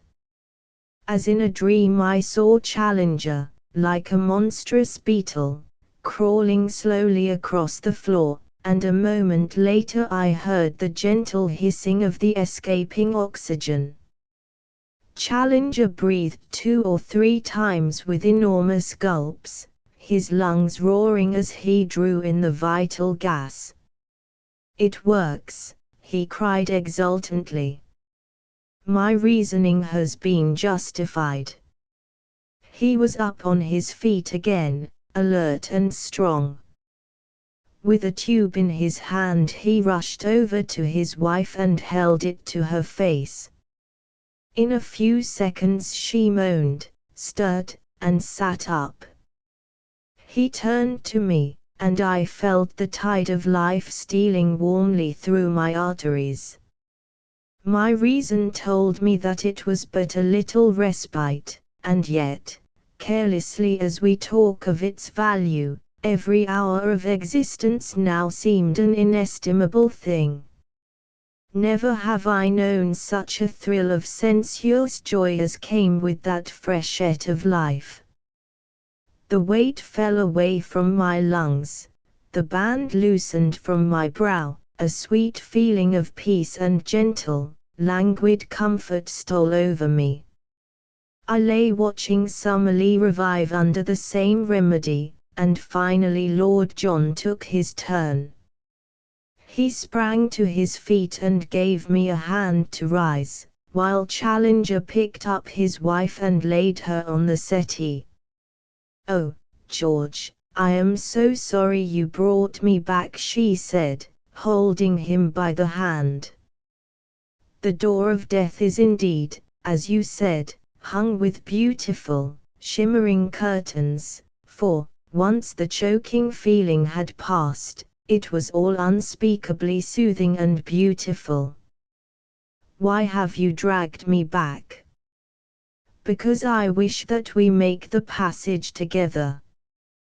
We have been together so many years. It would be sad to fall apart at the supreme moment." For a moment in his tender voice I caught a glimpse of a new Challenger, something very far from the bullying, ranting, arrogant man who had alternately amazed and offended his generation. Here in the shadow of death was the innermost Challenger, the man who had won and held a woman's love. Suddenly his mood changed and he was our strong captain once again. Alone of all mankind I saw and foretold this catastrophe, said he with a ring of exultation and scientific triumph in his voice. As to you, my good Summerlee, I trust your last doubts have been resolved as to the meaning of the blurring of the lines in the spectrum, and that you will no longer contend that my letter in the Times was based upon a delusion. For once our pugnacious colleague was deaf to a challenge. He could but sit gasping and stretching his long, thin limbs, as if to assure himself that he was still really upon this planet. Challenger walked across to the oxygen tube, and the sound of the loud hissing fell away till it was the most gentle sibilation. We must husband our supply of the gas, said he. The atmosphere of the room is now strongly hyperoxygenated, and I take it that none of us feel any distressing symptoms. We can only determine by actual experiments what amount added to the air will serve to neutralize the poison. Let us see how that will do. We sat in silent nervous tension for 5 minutes or more, observing our own sensations. I had just begun to fancy that I felt the constriction round my temples again when Mrs. Challenger called out from the sofa that she was fainting. Her husband turned on more gas. In pre-scientific days, said he, they used to keep a white mouse in every submarine, as its more delicate organization gave signs of a vicious atmosphere before it was perceived by the sailors. You, my dear, will be our white mouse. I have now increased the supply and you are better. Yes, I am better. Possibly we have hit upon the correct mixture. When we have ascertained exactly how little will serve, we shall be able to compute how long we shall be able to exist.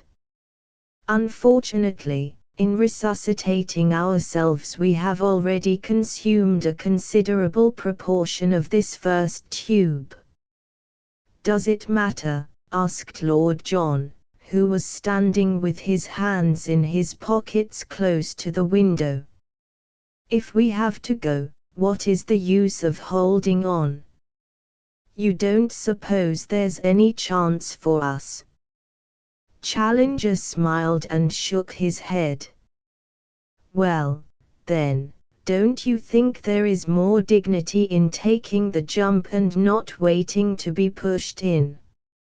If it must be so, I'm for saying our prayers, turning off the gas, and opening the window. Why not? Said the lady bravely. Surely, George, Lord John is right and it is better so. I most strongly object, cried Summerlee in a querulous voice. When we must die, let us by all means die, but to deliberately anticipate death seems to me to be a foolish and unjustifiable action. What does our young friend say to it? Asked Challenger. I think we should see it to the end. And I am strongly of the same opinion, said he. Then, George, if you say so, I think so too, cried the lady. Well, well, I'm only putting it as an argument, said Lord John. If you all want to see it through, I am with you. It's deuced interesting, and no mistake about that. I've had my share of adventures in my life, and as many thrills as most folk, but I'm ending on my top note. Granting the continuity of life, said Challenger. A large assumption, cried Summerlee. Challenger stared at him in silent reproof. Granting the continuity of life, said he, in his most didactic manner, none of us can predicate what opportunities of observation one may have from what we may call the spirit plane to the plane of matter. It surely must be evident to the most obtuse person, here he glared assumingly, that it is while we are ourselves material that we are most fitted to watch and form a judgment upon material phenomena. Therefore it is only by keeping alive for these few extra hours that we can hope to carry on with us to some future existence a clear conception of the most stupendous event that the world, or the universe so far as we know it, has ever encountered.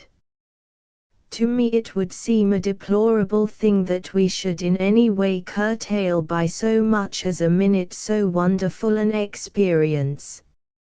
I am strongly of the same opinion, cried Summerlee. Carried without a division, said Lord John. By George, that poor devil of a chauffeur of yours down in the yard has made his last journey. No use marking a sally and bringing him in.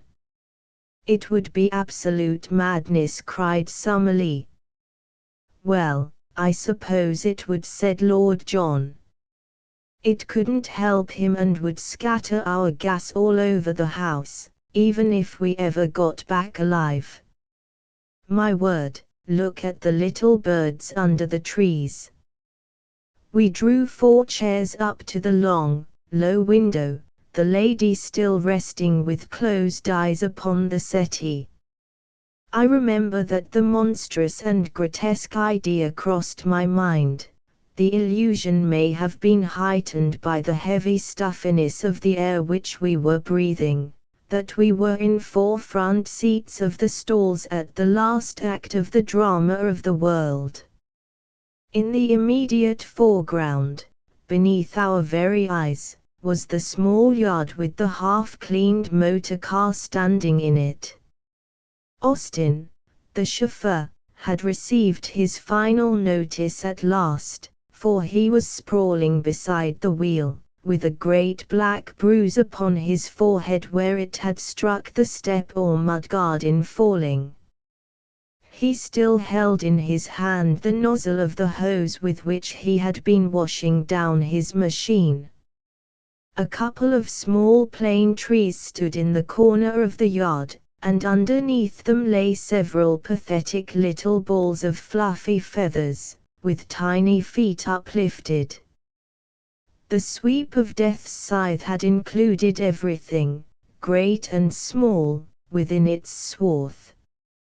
Over the wall of the yard we looked down upon the winding road, which led to the station.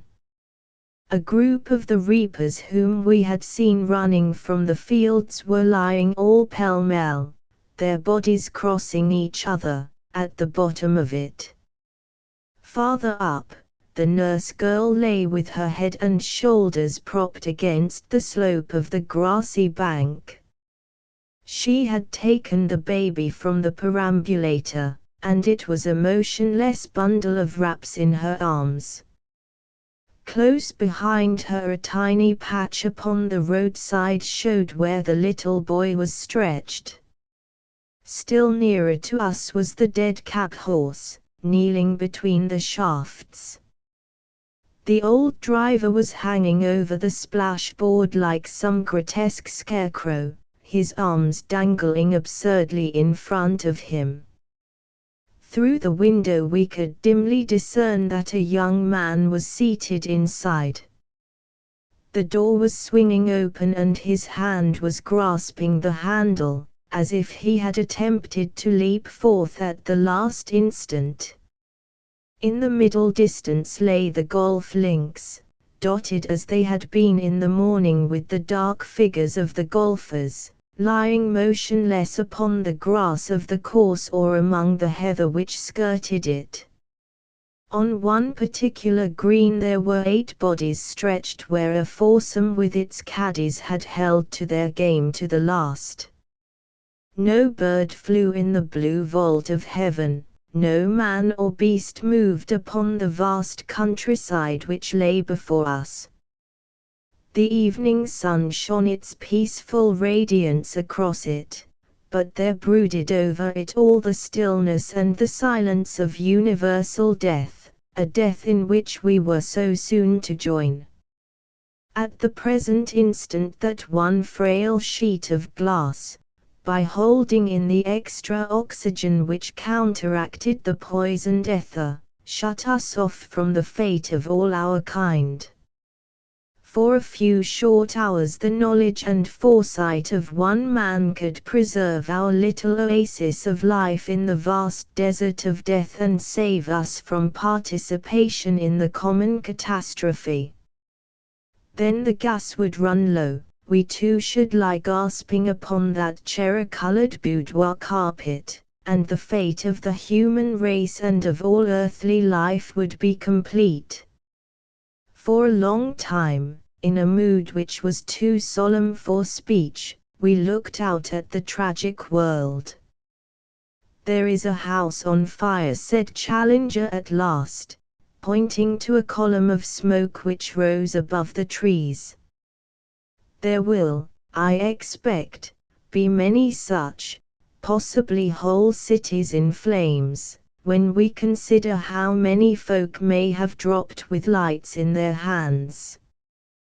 The fact of combustion is in itself enough to show that the proportion of oxygen in the atmosphere is normal and that it is the ether which is at fault. Ah, there you see another blaze on the top of Crowborough Hill. It is the golf club house, or I am mistaken. There is the church clock chiming the hour. It would interest our philosophers to know that man-made mechanisms have survived the race who made it. "By George!" cried Lord John, rising excitedly from his chair. "What's that puff of smoke?" "It's a train." We heard the roar of it, and presently it came flying into sight, going at what seemed to me to be a prodigious speed. Whence it had come, or how far, we had no means of knowing. Only by some miracle of luck could it have gone any distance. But now we were to see the terrific end of its career. A train of coal trucks stood motionless upon the line. We held our breath as the express roared along the same track. The crash was horrible. Engine and carriages piled themselves into a hill of splintered wood and twisted iron. Red spurts of flame flickered up from the wreckage until it was all ablaze. For half an hour we sat with hardly a word, stunned by the stupendous sight. "Poor, poor people," cried Mrs. Challenger at last, clinging with a whimper to her husband's arm. "My dear, the passengers on that train were no more animate than the coals into which they crashed or the carbon which they have now become," said Challenger, stroking her hand soothingly. "It was a train of the living when it left Victoria, but it was driven and freighted by the dead long before it reached its fate." "All over the world the same thing must be going on," said I as a vision of strange happenings rose before me. "Think of the ships at sea, how they will steam on, until the furnaces die down or until they run full tilt upon some beach. The sailing ships too, how they will back and fill with their cargoes of dead sailors, while their timbers rot and their joints leak, till one by one they sink below the surface. Perhaps a century hence the Atlantic may still be dotted with the old drifting derelicts."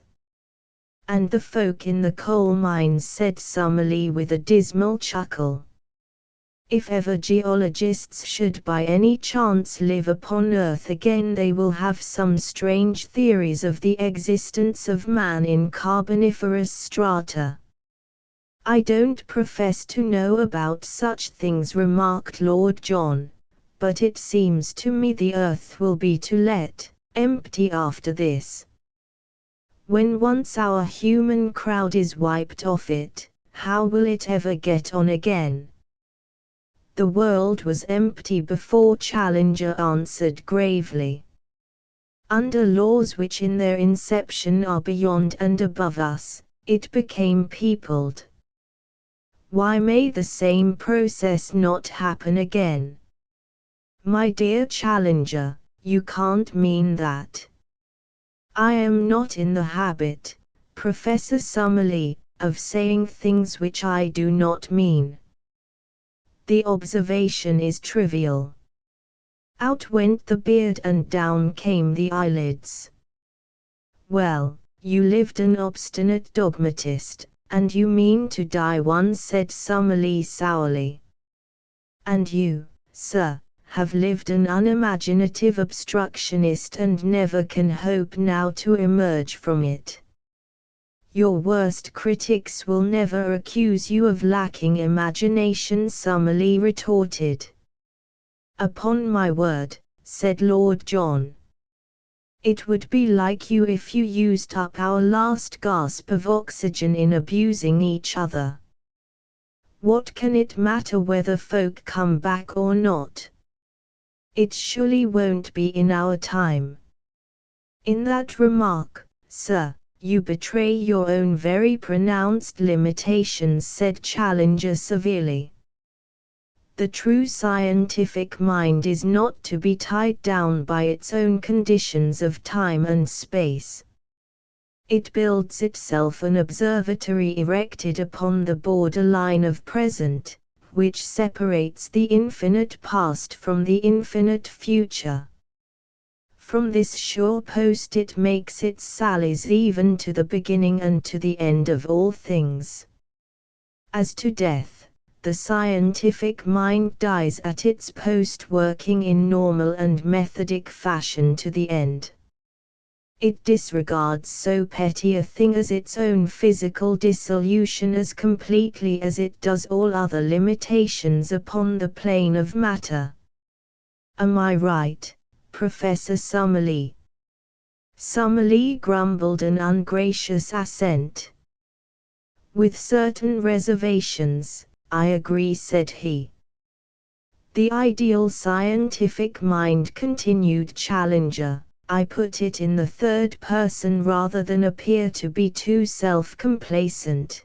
The ideal scientific mind should be capable of thinking out a point of abstract knowledge in the interval between its owner falling from a balloon and reaching the earth.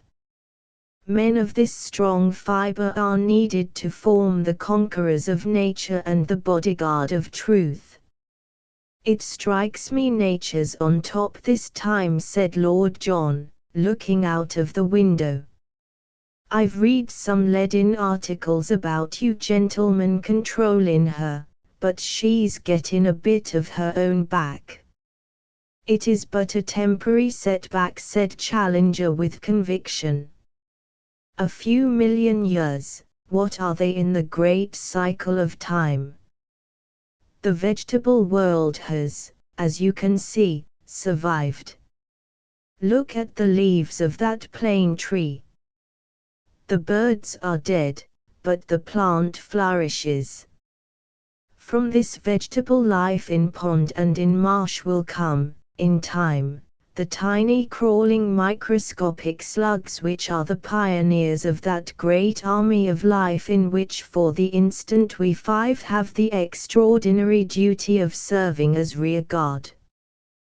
Once the lowest form of life has established itself, the final advent of man is as certain as the growth of the oak from the acorn. The old circle will swing round once more. But the poison? I asked. Will that not nip life in the bud? The poison may be a mere stratum or layer in the ether, a mephitic gulf stream across that mighty ocean in which we float. Or tolerance may be established and life accommodate itself to a new condition. The mere fact that with a comparatively small hyperoxygenation of our blood we can hold out against it is surely a proof in itself that no very great change would be needed to enable animal life to endure it. The smoking house beyond the trees had burst into flames. We could see the high tongues of fire shooting up into the air. "It's pretty awful," muttered Lord John, more impressed than I had ever seen him. "Well, after all, what does it matter?" I remarked. "The world is dead. Cremation is surely the best burial. It would shorten us up if this house went ablaze." "I foresaw the danger," said Challenger, "and asked my wife to guard against it. Everything is quite safe, dear.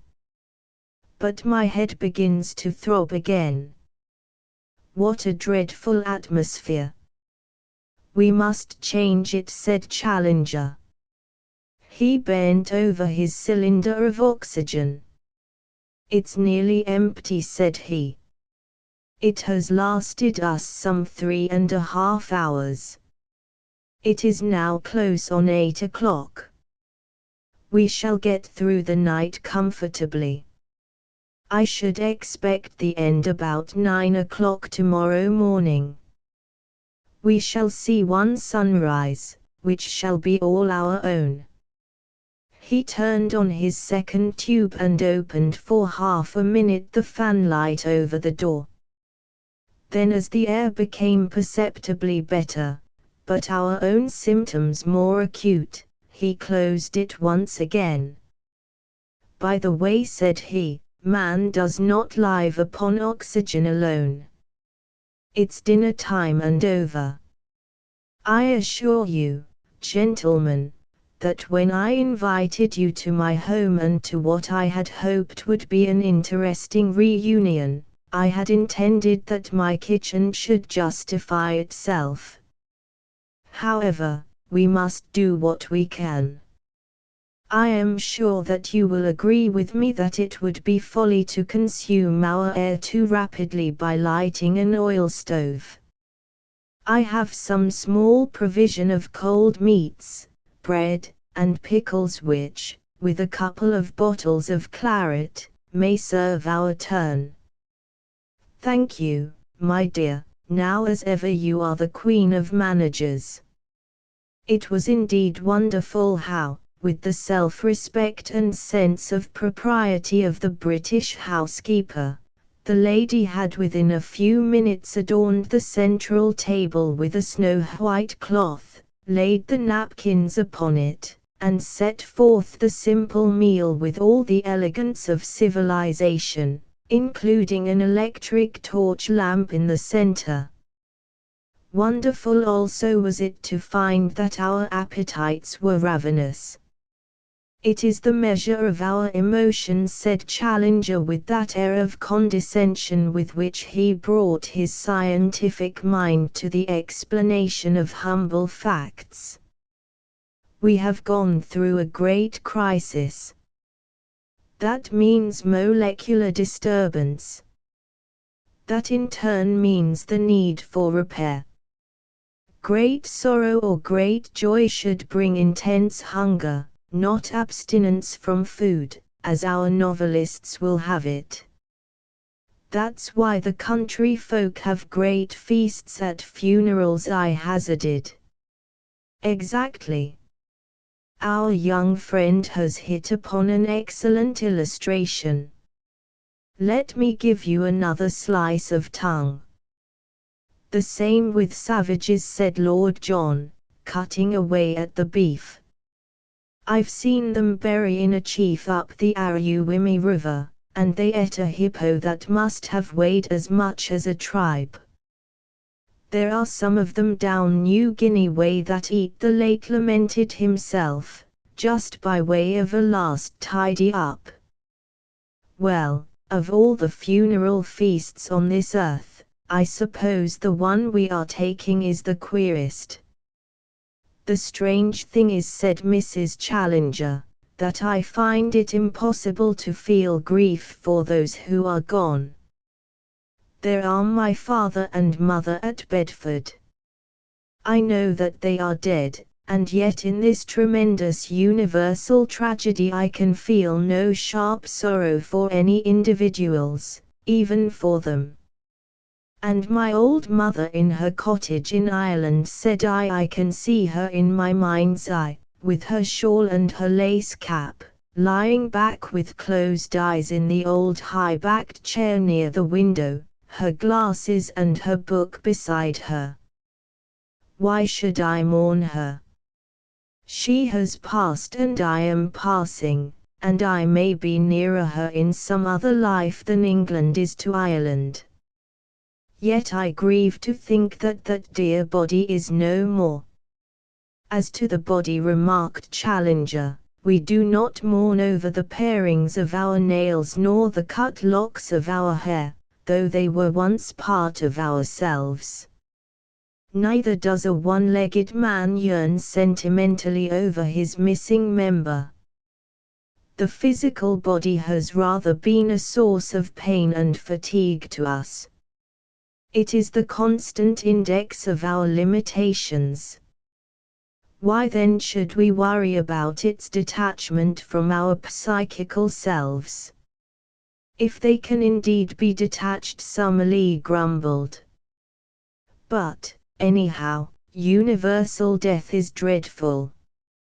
As I have already explained," said Challenger, "a universal death must in its nature be far less terrible than an isolated one." "Same in a battle," remarked Lord John. "If you saw a single man lying on that floor with his chest knocked in and a hole in his face, it would turn you sick. But I've seen 10,000 on their backs in the Sudan, and it gave me no such feeling. For when you are mark in history, the life of any man is too small a thing to worry over. When 1,000 million pass over together, same as happened today, you can't pick your own particular out of the crowd." "I wish it were well over with us," said the lady wistfully. "Oh, George, I am so frightened." "You'll be the bravest of us all, little lady, when the time comes. I've been a blusterous old husband to you, dear, but you'll just bear in mind that GEC is as he was made and couldn't help himself. After all, you wouldn't have had anyone else." "No one in the whole wide world, dear," said she, and put her arms round his bull neck. We three walked to the window and stood amazed at the sight which met our eyes. Darkness had fallen and the dead world was shrouded in gloom. But right across the southern horizon was one long vivid scarlet streak, waxing and waning in vivid pulses of life, leaping suddenly to a crimson zenith and then dying down to a glowing line of fire. "Lewis is ablaze." "No, it is Brighton which is burning," said Challenger, stepping across to join us. "You can see the curved back of the downs against the glow. That fire is miles on the farther side of it. The whole town must be alight." There were several red glares at different points, and the pile of debris upon the railway line was still smouldering darkly, but they all seemed mere pinpoints of light compared to that monstrous conflagration throbbing beyond the hills. What copy it would have made for the Gazette! Had ever a journalist such an opening and so little chance of using it, the scoop of scoops, and no one to appreciate it? And then, suddenly, the old instinct of recording came over me. If these men of science could be so true to their life's work to the very end, why should not I, in my humble way, be as constant. No human eye might ever rest upon what I had done. But the long night had to be passed somehow, and for me at least, sleep seemed to be out of the question. My notes would help to pass the weary hours and to occupy my thoughts. Thus it is that now I have before me the notebook with its scribbled pages, written confusedly upon my knee in the dim, waning light of our one electric torch. Had I the literary touch, they might have been worthy of the occasion. As it is, they may still serve to bring to other minds the long-drawn emotions and tremors of that awful night. Chapter 4: A Diary of the Dying. How strange the words look scribbled at the top of the empty page of my book. How stranger still that it is I, Edward Malone, who have written them, I who started only some 12 hours ago from my rooms in Streatham without one thought of the marvels which the day was to bring forth.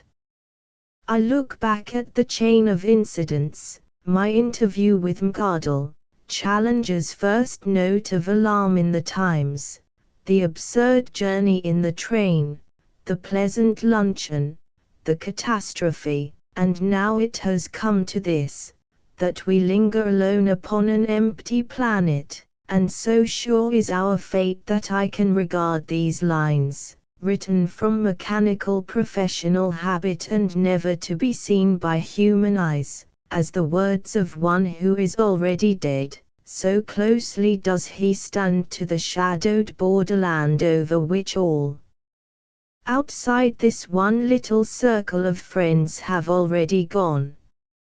I feel how wise and true were the words of Challenger when he said that the real tragedy would be if we were left behind when all that is noble and good and beautiful had passed.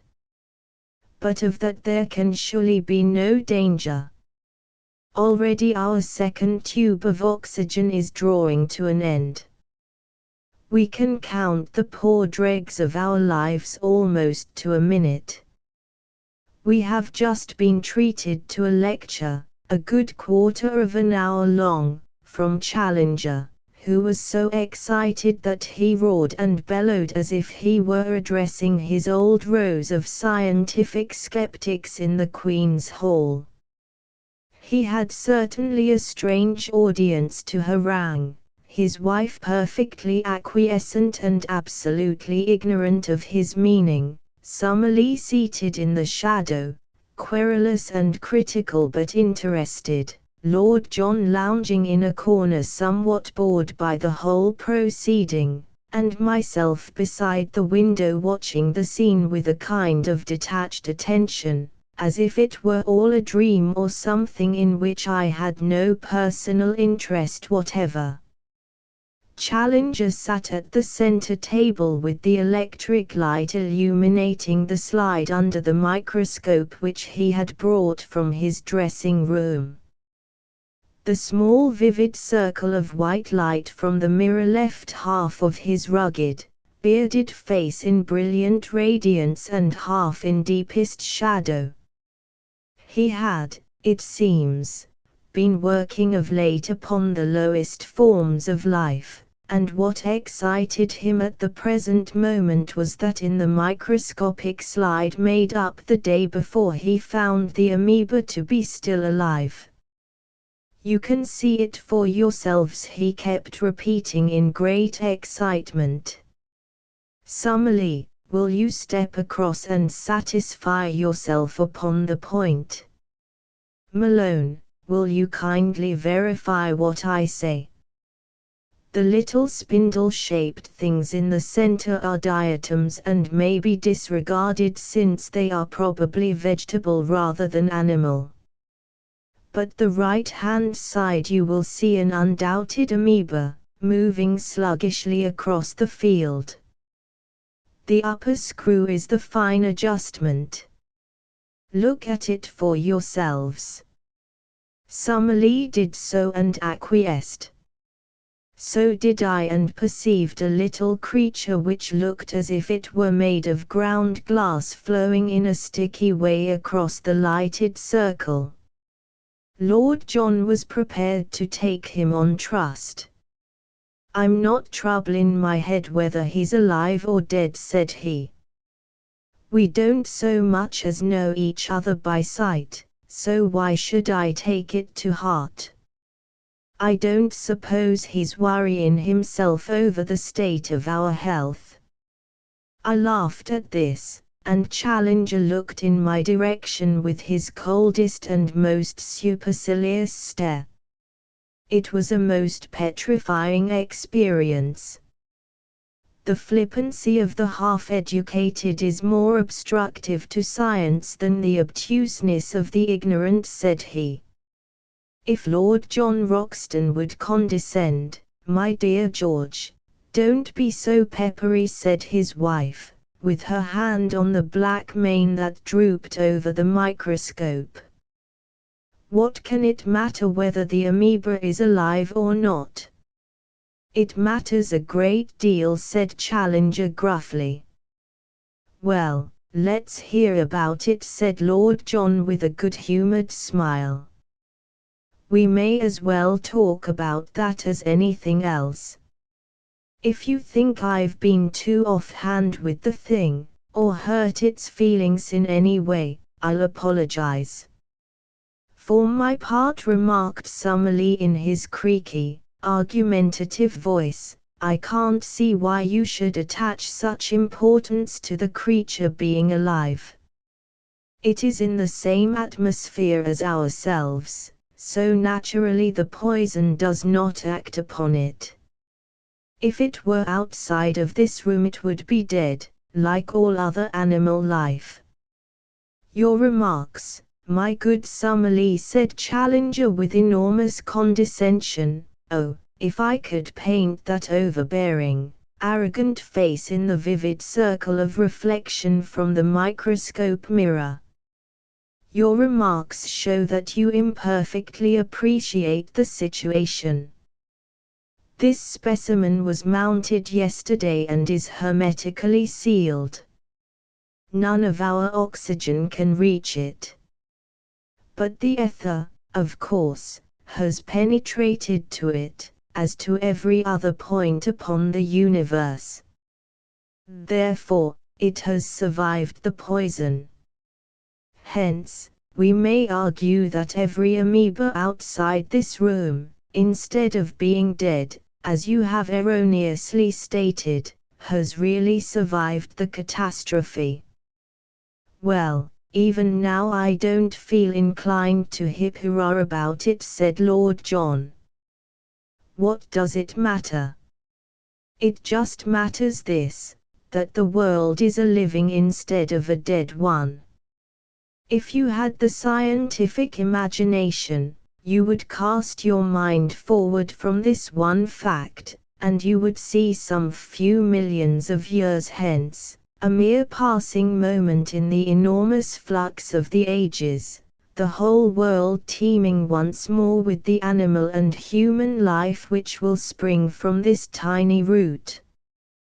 You have seen a prairie fire where the flames have swept every trace of grass or plant from the surface of the earth and left only a blackened waste. You would think that it must be forever desert. Yet the roots of growth have been left behind, and when you pass the place a few years hence you can no longer tell where the black scars used to be. Here in this tiny creature are the roots of growth of the animal world, and by its inherent development and evolution, it will surely in time remove every trace of this incomparable crisis in which we are now involved." "Deuced interesting," said Lord John, lounging across and looking through the microscope. "Funny little chap to hang number one among the family portraits. Got a fine big shirt stud on him." "The dark object is his nucleus," said Challenger with the air of a nurse teaching letters to a baby. Well, we needn't feel lonely, said Lord John, laughing. There's somebody living besides us on the earth. You seem to take it for granted, Challenger said summily, that the object for which this world was created was that it should produce and sustain human life. Well, sir, and what object do you suggest? Asked Challenger, bristling at the least hint of contradiction. Sometimes I think that it is only the monstrous conceit of mankind which makes him think that all this stage was erected for him to strut upon. We cannot be dogmatic about it, but at least without what you have ventured to call monstrous conceit we can surely say that we are the highest thing in nature. The highest of which we have cognizance. That, sir, goes without saying. Think of all the millions and possibly billions of years that the Earth swung empty through space, or, if not empty, at least without a sign or thought of the human race. Think of it, washed by the rain and scorched by the sun and swept by the wind for those unnumbered ages. Man only came into being yesterday so far as geological times goes. Why, then, should it be taken for granted that all this stupendous preparation was for his benefit? For whose then, or for what? Summerlee shrugged his shoulders. How can we tell? For some reason altogether beyond our conception, and man may have been a mere accident, a byproduct evolved in the process. It is as if the scum upon the surface of the ocean imagined that the ocean was created in order to produce and sustain it, or a mouse in a cathedral thought that the building was its own proper ordained residence. I have jotted down the very words of their argument, but now it degenerates into a mere noisy wrangle with much polysyllabic scientific jargon upon each side.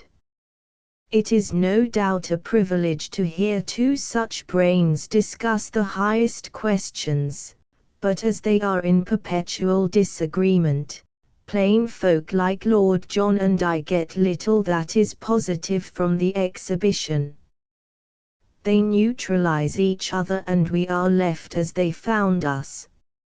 Now the hubbub has ceased, and Summerlee is coiled up in his chair, while Challenger, still fingering the screws of his microscope, is keeping up a continual low, deep, inarticulate growl like the sea after a storm. Lord John comes over to me, and we look out together into the night. There is a pale new moon, the last moon that human eyes will ever rest upon, and the stars are most brilliant. Even in the clear plateau air of South America I have never seen them brighter. Possibly this etheric change has some effect upon light. The funeral pyre of Brighton is still blazing, and there is a very distant patch of scarlet in the western sky, which may mean trouble at Arundel or Chichester, possibly even at Portsmouth. I sit and muse and make an occasional note. There is a sweet melancholy in the air. Youth and beauty and chivalry and love, is this to be the end of it all? The starlit earth looks a dreamland of gentle peace. Who would imagine it as the terrible Golgotha strewn with the bodies of the human race? Suddenly, I find myself laughing. "Hello, young fella," says Lord John, staring at me in surprise. We could do with a joke in these hard times. What was it, then? I was thinking of all the great unsolved questions I answer, the questions that we spent so much labor and thought over. Think of Anglo-German competition, for example, or the Persian Gulf that my old chief was so keen about. Whoever would have guessed, when we fumed and fretted so, how they were to be eventually solved? We fall into silence again. I fancy that each of us is thinking of friends that have gone before. Mrs. Challenger is sobbing quietly, and her husband is whispering to her. My mind turns to all the most unlikely people, and I see each of them lying white and rigid as poor Austin does in the yard.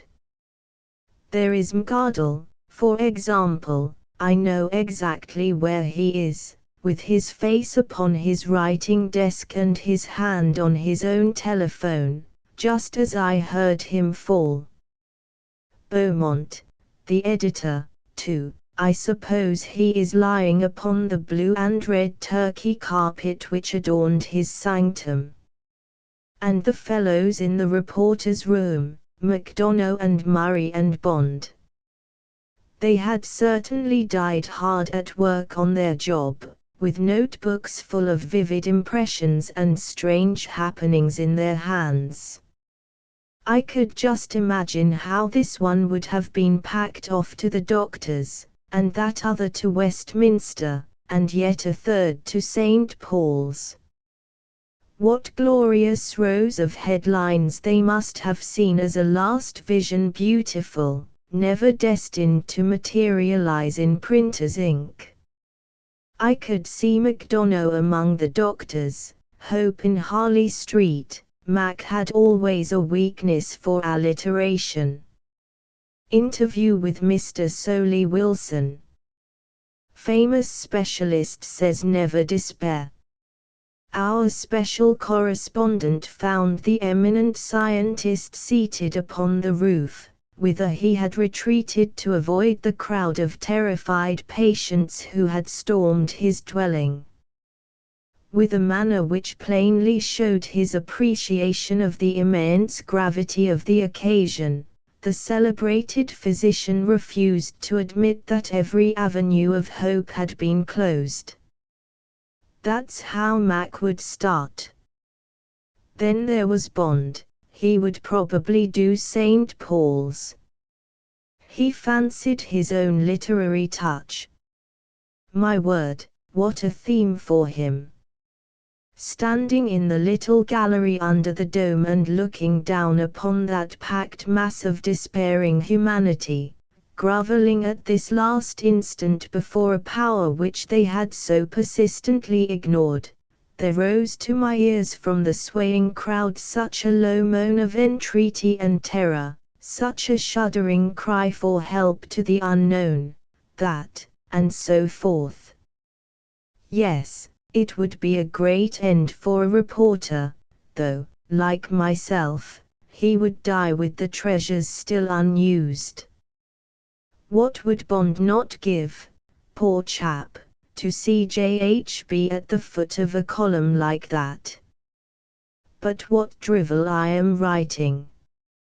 It is just an attempt to pass the weary time. Mrs. Challenger has gone to the inner dressing room, and the professor says that she is asleep. He is making notes and consulting books at the central table, as calmly as if years of placid work lay before him. He writes with a very noisy quill pen which seems to be screeching scorn at all who disagree with him.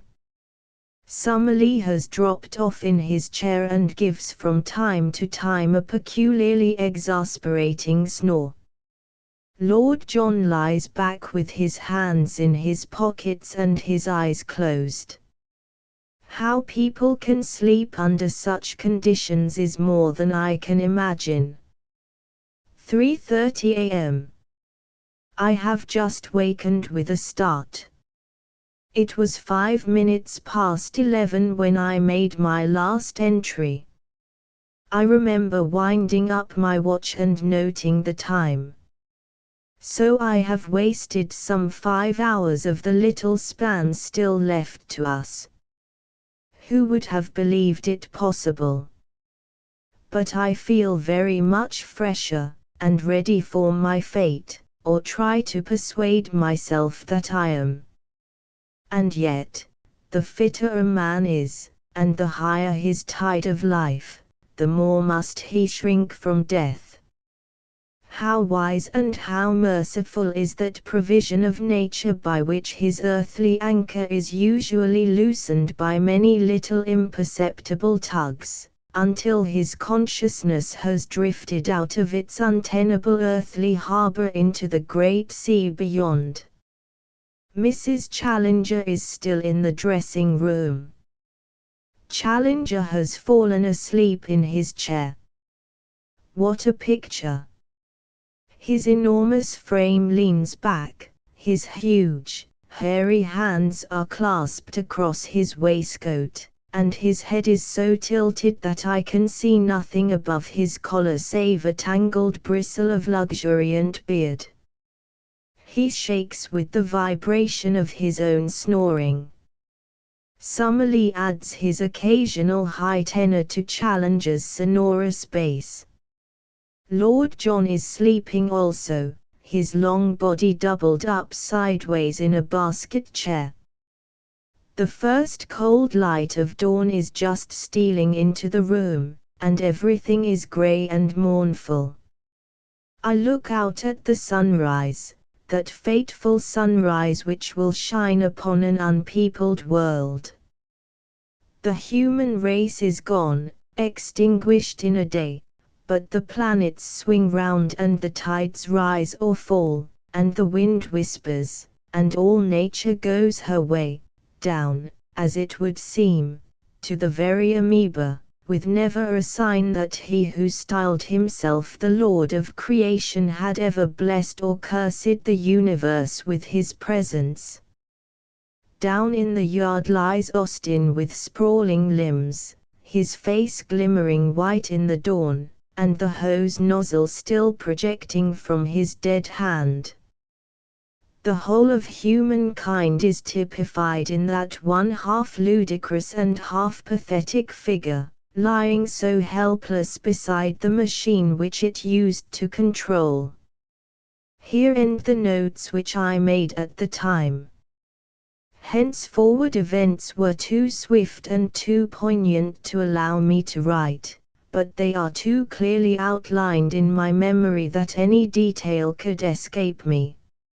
Some chokiness in my throat made me look at the oxygen cylinders, and I was startled at what I saw.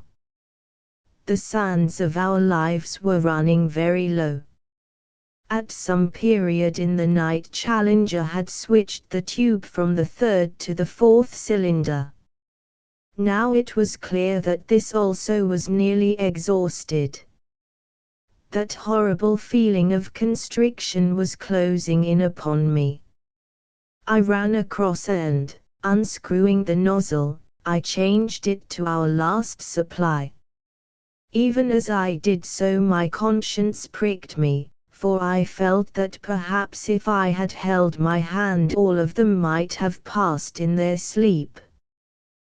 The thought was banished, however, by the voice of the lady from the inner room crying, "George, George, I am stifling." "It is all right, Mrs. Challenger," I answered as the others started to their feet. "I have just turned on a fresh supply." Even at such a moment I could not help smiling at Challenger, who with a great hairy fist in each eye was like a huge, bearded baby, new wakened out of sleep. Summerlee was shivering like a man with the human fears, as he realized his position, rising for an instant above the stoicism of the man of science. Lord John, however, was as cool and alert as if he had just been roused on a hunting morning. "Fifthly and lastly," said he, glancing at the tube. "Say, young fella, don't tell me you've been writing up your impressions in that paper on your knee." Just a few notes to pass the time. Well, I don't believe anyone but an Irishman would have done that. I expect you'll have to wait till little brother Amoeba gets grown up before you'll find a reader. He don't seem to take much stock of things just at present. Well, Herr Professor, what are the prospects? Challenger was looking out at the great drifts of morning mist which lay over the landscape.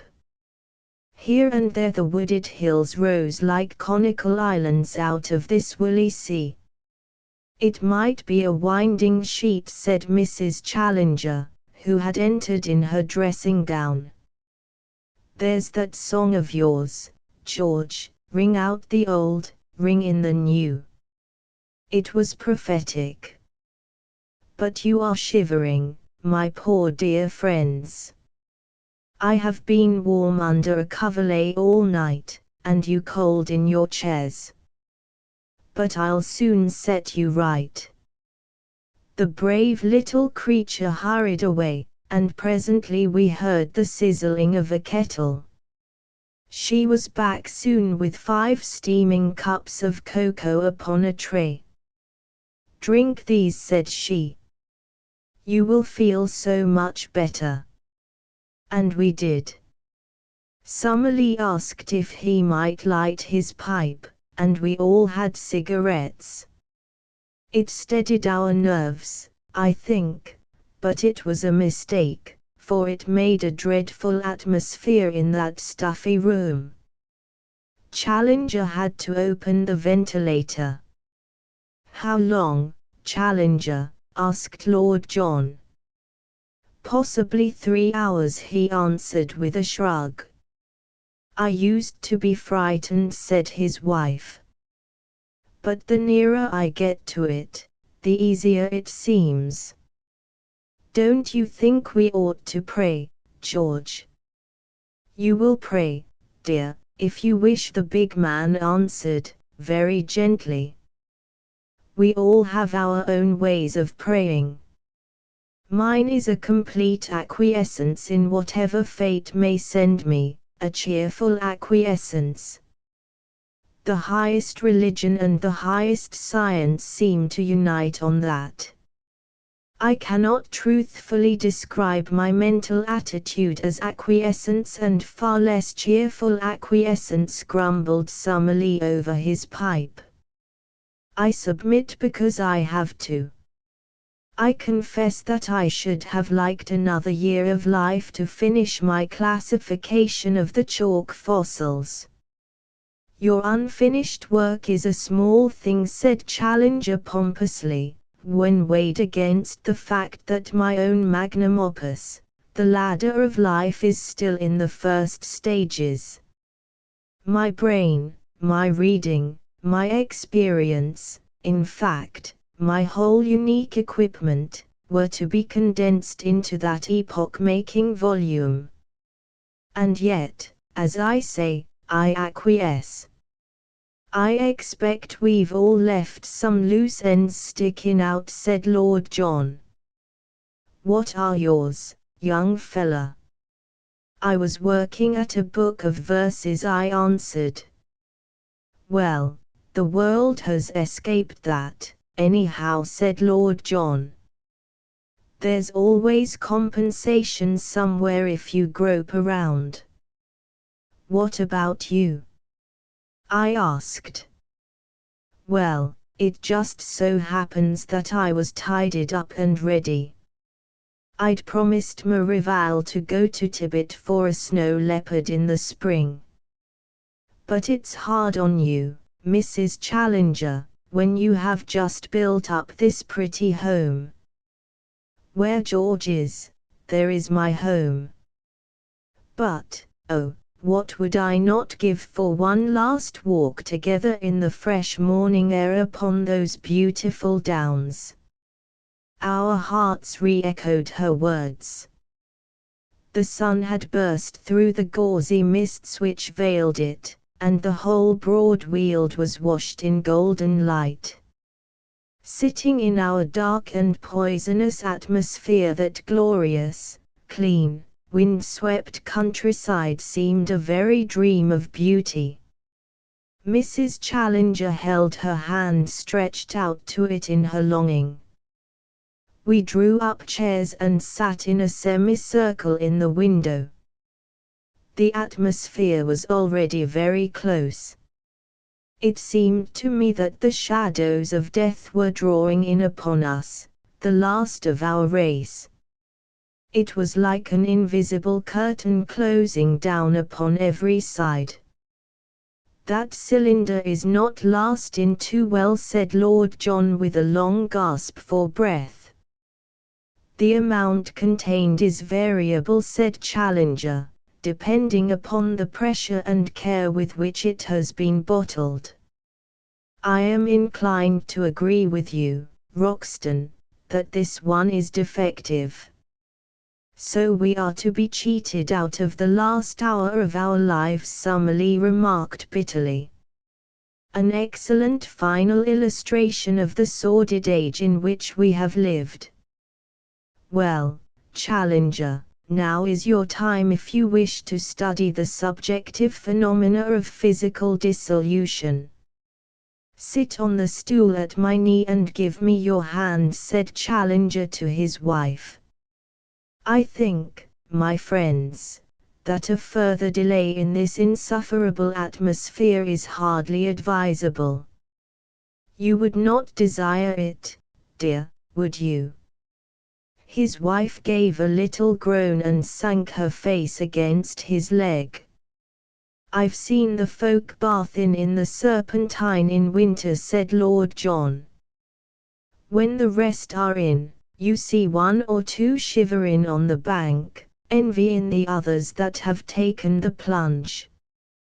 It's the last that have the worst of it. I'm all for a header and have done with it. You would open the window and face the ether. Better be poisoned than stifled." Summerlee nodded his reluctant acquiescence and held out his thin hand to Challenger. "We've had our quarrels in our time, but that's all over," said he. "We were good friends and had a respect for each other under the surface. Goodbye." "Goodbye, young fella," said Lord John. "The window's plastered up. You can't open it." Challenger stooped and raised his wife, pressing her to his breast, while she threw her arms round his neck. "Give me that field glass," Malone said he gravely. I handed it to him. "Into the hands of the power that made us we render ourselves again," he shouted in his voice of thunder, and at the words he hurled the field glass through the window. Full in our flushed faces, before the last tinkle of falling fragments had died away, there came the wholesome breath of the wind, blowing strong and sweet. I don't know how long we sat in amazed silence. Then, as in a dream, I heard Challenger's voice once more. "We are back in normal conditions," he cried. "The world has cleared the poison belt, but we alone of all mankind are saved." Chapter V. The Dead World. I remember that we all sat gasping in our chairs, with that sweet, wet southwestern breeze, fresh from the sea, flapping the muslin curtains and cooling our flushed faces. I wonder how long we sat. None of us afterwards could agree at all on that point. We were bewildered, stunned, semi-conscious. We had all braced our courage for death, but this fearful and sudden new fact, that we must continue to live after we had survived the race to which we belonged, struck us with the shock of a physical blow and left us prostrate. Then gradually the suspended mechanism began to move once more, The shuttles of memory worked, ideas weaved themselves together in our minds. We saw, with vivid, merciless clearness, the relations between the past, the present, and the future, the lives that we had led and the lives which we would have to live. Our eyes turned in silent horror upon those of our companions and found the same answering look in theirs. Instead of the joy which men might have been expected to feel who had so narrowly escaped an imminent death, a terrible wave of darkest depression submerged us. Everything on earth that we loved had been washed away into the great, infinite, unknown ocean. And here were we marooned upon this desert island of a world, without companions, hopes, or aspirations. A few years skulking like jackals among the graves of the human race, and then our belated and lonely end would come. "It's dreadful, George, dreadful," the lady cried in an agony of sobs. "If we had only passed with the others. Oh, why did you save us? I feel as if it is we that are dead and everyone else alive." Challenger's great eyebrows were drawn down in concentrated thought, while his huge, hairy paw closed upon the outstretched hand of his wife. I had observed that she always held out her arms to him in trouble as a child would to its mother.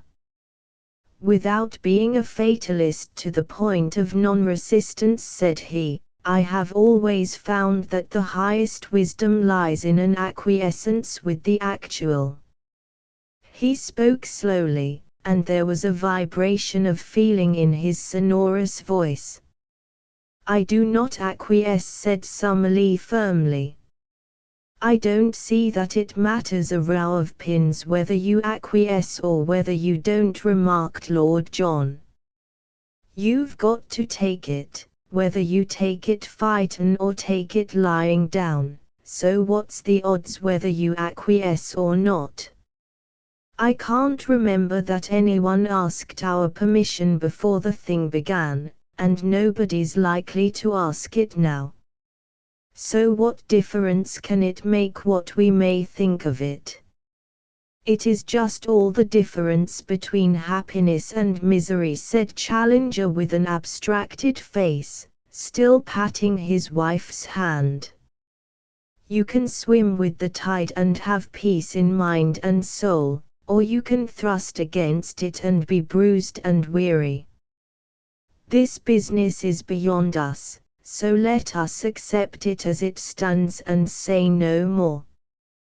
But what in the world are we to do with our lives?" I asked, appealing in desperation to the blue, empty heaven. "What am I to do, for example? There are no newspapers, so there's an end of my vocation. And there's nothing left to shoot, and no more soldierin', so there's an end of mine," said Lord John. "And there are no students, so there's an end of mine," cried Summerlee. "But I have my husband and my house, so I can thank heaven that there is no end of mine," said the lady. "Nor is there an end of mine," remarked Challenger, "for science is not dead, and this catastrophe in itself will offer us many most absorbing problems for investigation." He had now flung open the windows and we were gazing out upon the silent and motionless landscape. "Let me consider," he continued. "It was about 3, or a little after, yesterday afternoon that the world finally entered the poison belt to the extent of being completely submerged. It is now 9 o'clock. The question is, at what hour did we pass out from it?" "The air was very bad at daybreak," said I. "Later than that," said Mrs. Challenger. As late as 8 o'clock I distinctly felt the same choking at my throat which came at the outset. Then we shall say that it passed just after 8 o'clock. For 17 hours the world has been soaked in the poisonous ether. For that length of time the great gardener has sterilized the human mold which had grown over the surface of his fruit. Is it possible that the work is incompletely done, that others may have survived besides ourselves? That's what I was wondering, said Lord John. Why should we be the only pebbles on the beach? It is absurd to suppose that anyone besides ourselves can possibly have survived, said Summerlee with conviction. Consider that the poison was so virulent that even a man who is as strong as an ox and has not a nerve in his body, like Malone here, could hardly get up the stairs before he fell unconscious. Is it likely that anyone could stand 17 minutes of it, far less hours? Unless someone saw it coming and made preparation, same as old friend Challenger did. That, I think, is hardly probable, said Challenger, projecting his beard and sinking his eyelids. The combination of observation, inference, and anticipatory imagination which enabled me to foresee the danger is what one can hardly expect twice in the same generation. Then your conclusion is that everyone is certainly dead. There can be little doubt of that. We have to remember, however, that the poison worked from below upwards and would possibly be less virulent in the higher strata of the atmosphere. It is strange, indeed, that it should be so, but it presents one of those features which will afford us in the future a fascinating field for study. One could imagine, therefore, that if one had to search for survivors one would turn one's eyes with best hopes of success to some Tibetan village or some alpine farm, many thousands of feet above the sea level. Well, considering that there are no railroads and no steamers, you might as well talk about survivors in the moon, said Lord John. But what I'm asking myself is whether it's really over or whether it's only half time. Summerlee craned his neck to look round the horizon. It seems clear and fine, said he in a very dubious voice, but so it did yesterday. I am by no means assured that it is all over. Challenger shrugged his shoulders. We must come back once more to our fatalism, said he. If the world has undergone this experience before, which is not outside the range of possibility, it was certainly a very long time ago. Therefore, we may reasonably hope that it will be very long before it occurs again. That's all very well, said Lord John.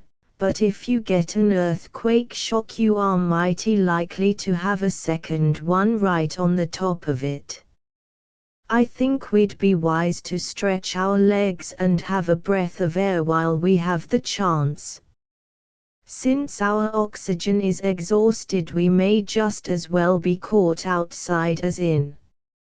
It was strange the absolute lethargy which had come upon us as a reaction after our tremendous emotions of the last 24 hours. It was both mental and physical, a deep-lying feeling that nothing mattered and that everything was a weariness and a profitless exertion.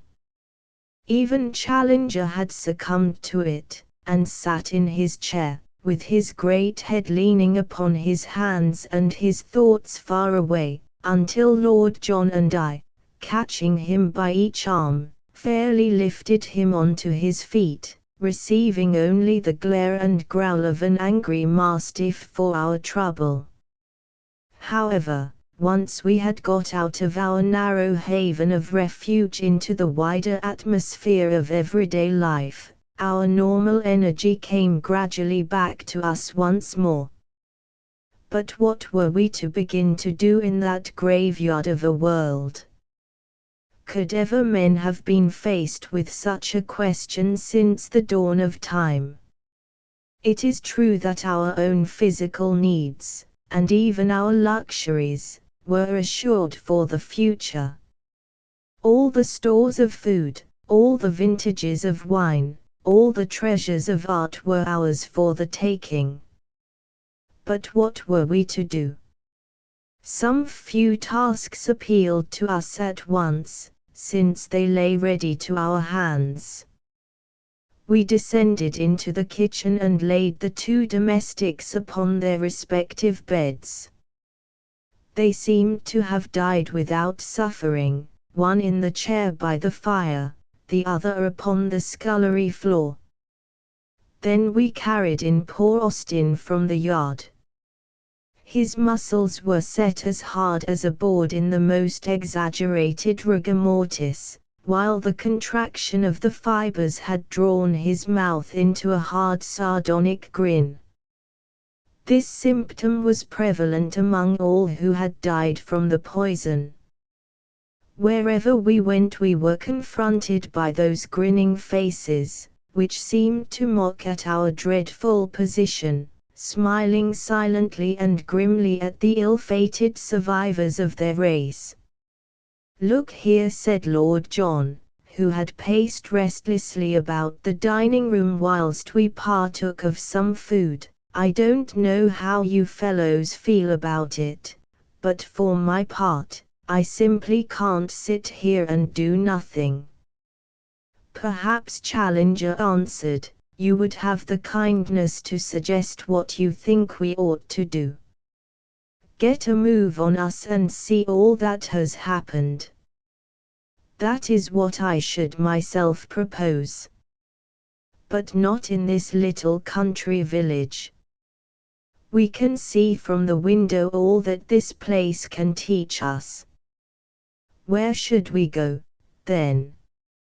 "To London." "That's all very well," grumbled Summerlee. "You may be equal to a 40-mile walk, but I'm not so sure about Challenger, with his stumpy legs, and I am perfectly sure about myself." Challenger was very much annoyed. "If you could see your way, sir, to confining your remarks to your own physical peculiarities, you would find that you had an ample field for comment," he cried. "I had no intention to offend you, my dear Challenger," cried our tactless friend. "You can't be held responsible for your own physique. If nature has given you a short, heavy body, you cannot possibly help having stumpy legs." Challenger was too furious to answer. He could only growl and blink and bristle. Lord John hastened to intervene before the dispute became more violent. "You talk of walking. Why should we walk?" said he. "Do you suggest taking a train?" asked Challenger, still simmering. "What's the matter with the motor car? Why should we not go in that?" "I am not an expert," said Challenger, pulling at his beard reflectively. "At the same time, you are right in supposing that the human intellect in its higher manifestations should be sufficiently flexible to turn itself to anything. Your idea is an excellent one, Lord John. I myself will drive you all to London." "You will do nothing of the kind," said Summerlee with decision. "No, indeed, George," cried his wife. "You only tried once, And you remember how you crashed through the gate of the garage. It was a momentary want of concentration, said Challenger complacently. You can consider the matter settled. I will certainly drive you all to London. The situation was relieved by Lord John. What's the car? He asked. A 20-horsepower Humber. Why, I've driven one for years, said he. By George, he added. I never thought I'd live to take the whole human race in one load. There's just room for 5, as I remember it. Get your things on, and I'll be ready at the door by 10 o'clock. Sure enough, at the hour named, the car came purring and crackling from the yard with Lord John at the wheel. I took my seat beside him, while the lady, a useful little buffer state, was squeezed in between the two men of wrath at the back. Then Lord John released his brakes, slid his lever rapidly from first to third, and we sped off upon the strangest drive that ever human beings have taken since man first came upon the earth. You are to picture the loveliness of nature upon that August day, the freshness of the morning air, the golden glare of the summer sunshine, the cloudless sky, the luxuriant green of the Sussex woods, and the deep purple of heather-clad downs.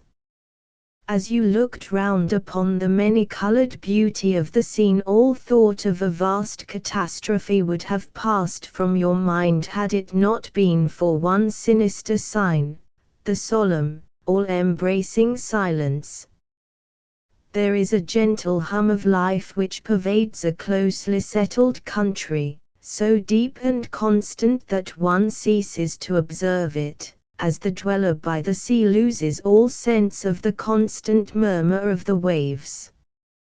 The twitter of birds, the buzz of insects, the far-off echo of voices, the lowing of cattle, the distant barking of dogs, roar of trains, and rattle of carts, all these form one low, unremitting note, striking unheeded upon the ear. We missed it now. This deadly silence was appalling. So solemn was it, so impressive, that the buzz and rattle of our motor car seemed an unwarrantable intrusion, an indecent disregard of this reverent stillness which lay like a pall over and round the ruins of humanity. It was this grim hush, and the tall clouds of smoke which rose here and there over the countryside from smouldering buildings, which cast a chill into our hearts as we gazed round at the glorious panorama of the Weald. And then there were the dead. At first those endless groups of drawn and grinning faces filled us with a shuddering horror. So vivid and mordant was the impression that I can live over again that slow descent of the station hill, the passing by the nurse girl with the 2 babes, the sight of the old horse on his knees between the shafts, the cabman twisted across his seat, and the young man inside with his hand upon the open door in the very act of springing out. Lower down were 6 reapers all in a litter, their limbs crossing, their dead, unwinking eyes gazing upwards at the glare of heaven. These things I see as in a photograph. But soon, by the merciful provision of nature, the over-excited nerve ceased to respond. The very vastness of the horror took away from its personal appeal. Individuals merged into groups, groups into crowds, crowds into a universal phenomenon which one soon accepted as the inevitable detail of every scene. Only here and there, where some particularly brutal or grotesque incident caught the attention, did the mind come back with a sudden shock to the personal and human meaning of it all. Above all, there was the fate of the children. That, I remember, filled us with the strongest sense of intolerable injustice. We could have wept, Mrs. Challenger did weep, when we passed a great council school and saw the long trail of tiny figures scattered down the road which led from it. They had been dismissed by their terrified teachers and were speeding for their homes when the poison caught them in its net. Great numbers of people were at the open windows of the houses. In Tunbridge Wells there was hardly one which had not its staring, smiling face. At the last instant the need of air, that very craving for oxygen which we alone had been able to satisfy, had sent them flying to the window. The sidewalks too were littered with men and women, hatless and bonnetless, who had rushed out of the houses. Many of them had fallen in the roadway. It was a lucky thing that in Lord John we had found an expert driver, for it was no easy matter to pick one's way. Passing through the villages or towns we could only go at a walking pace, and once, I remember, opposite the school at Tunbridge, we had to halt some time while we carried aside the bodies which blocked our path. A few small, definite pictures stand out in my memory from amid that long panorama of death upon the Sussex and Kentish high roads. One was that of a great, glittering motor car standing outside the inn at the village of Southborough. It bore, as I should guess, some pleasure party upon their return from Brighton or from Eastbourne. There were 3 gaily dressed women, all young and beautiful, one of them with a Peking spaniel upon her lap. With them were a rakish-looking elderly man and a young aristocrat, his eyeglass still in his eye, his cigarette burned down to the stub between the fingers of his begloved hand. Death must have come on them in an instant and fixed them as they sat. Save that the elderly man had at the last moment torn out his collar in an effort to breathe, they might all have been asleep. On one side of the car a waiter with some broken glasses beside a tray was huddled near the step. On the other, 2 very ragged tramps, a man and a woman, lay where they had fallen, the man with his long, thin arms still outstretched, even as he had asked for alms in his lifetime. One instant of time had put aristocrat, waiter, tramp, and dog upon one common footing of inert and dissolving protoplasm. I remember another singular picture, some miles on the London side of Sevenoaks. There is a large convent upon the left, with a long, green slope in front of it. Upon this slope were assembled a great number of school children, all kneeling at prayer. In front of them was a fringe of nuns, and higher up the slope, facing towards them, a single figure whom we took to be the Mother Superior. Unlike the pleasure seekers in the motor car, these people seemed to have had warning of their danger and to have died beautifully together, the teachers and the taught, assembled for their last common lesson. My mind is still stunned by that terrific experience, and I grope vainly for means of expression by which I can reproduce the emotions which we felt. Perhaps it is best and wisest not to try, but merely to indicate the facts. Even Summerlee and Challenger were crushed, and we heard nothing of our companions behind us save an occasional whimper from the lady. As to Lord John, he was too intent upon his wheel and the difficult task of threading his way along such roads to have time or inclination for conversation.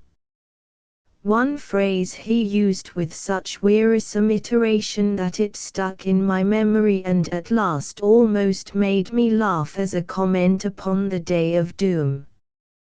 "Pretty doiness." "What?" That was his ejaculation as each fresh tremendous combination of death and disaster displayed itself before us. "Pretty doiness." "What?" he cried, as we descended the station hill at Rotherfield, and it was still pretty doiness. "What?" as we picked our way through a wilderness of death in the High Street of Lewisham and the Old Kent Road. It was here that we received a sudden and amazing shock. Out of the window of a humble corner house there appeared a fluttering handkerchief waving at the end of a long, thin human arm. Never had the sight of unexpected death caused our hearts to stop and then throb so wildly as did this amazing indication of life.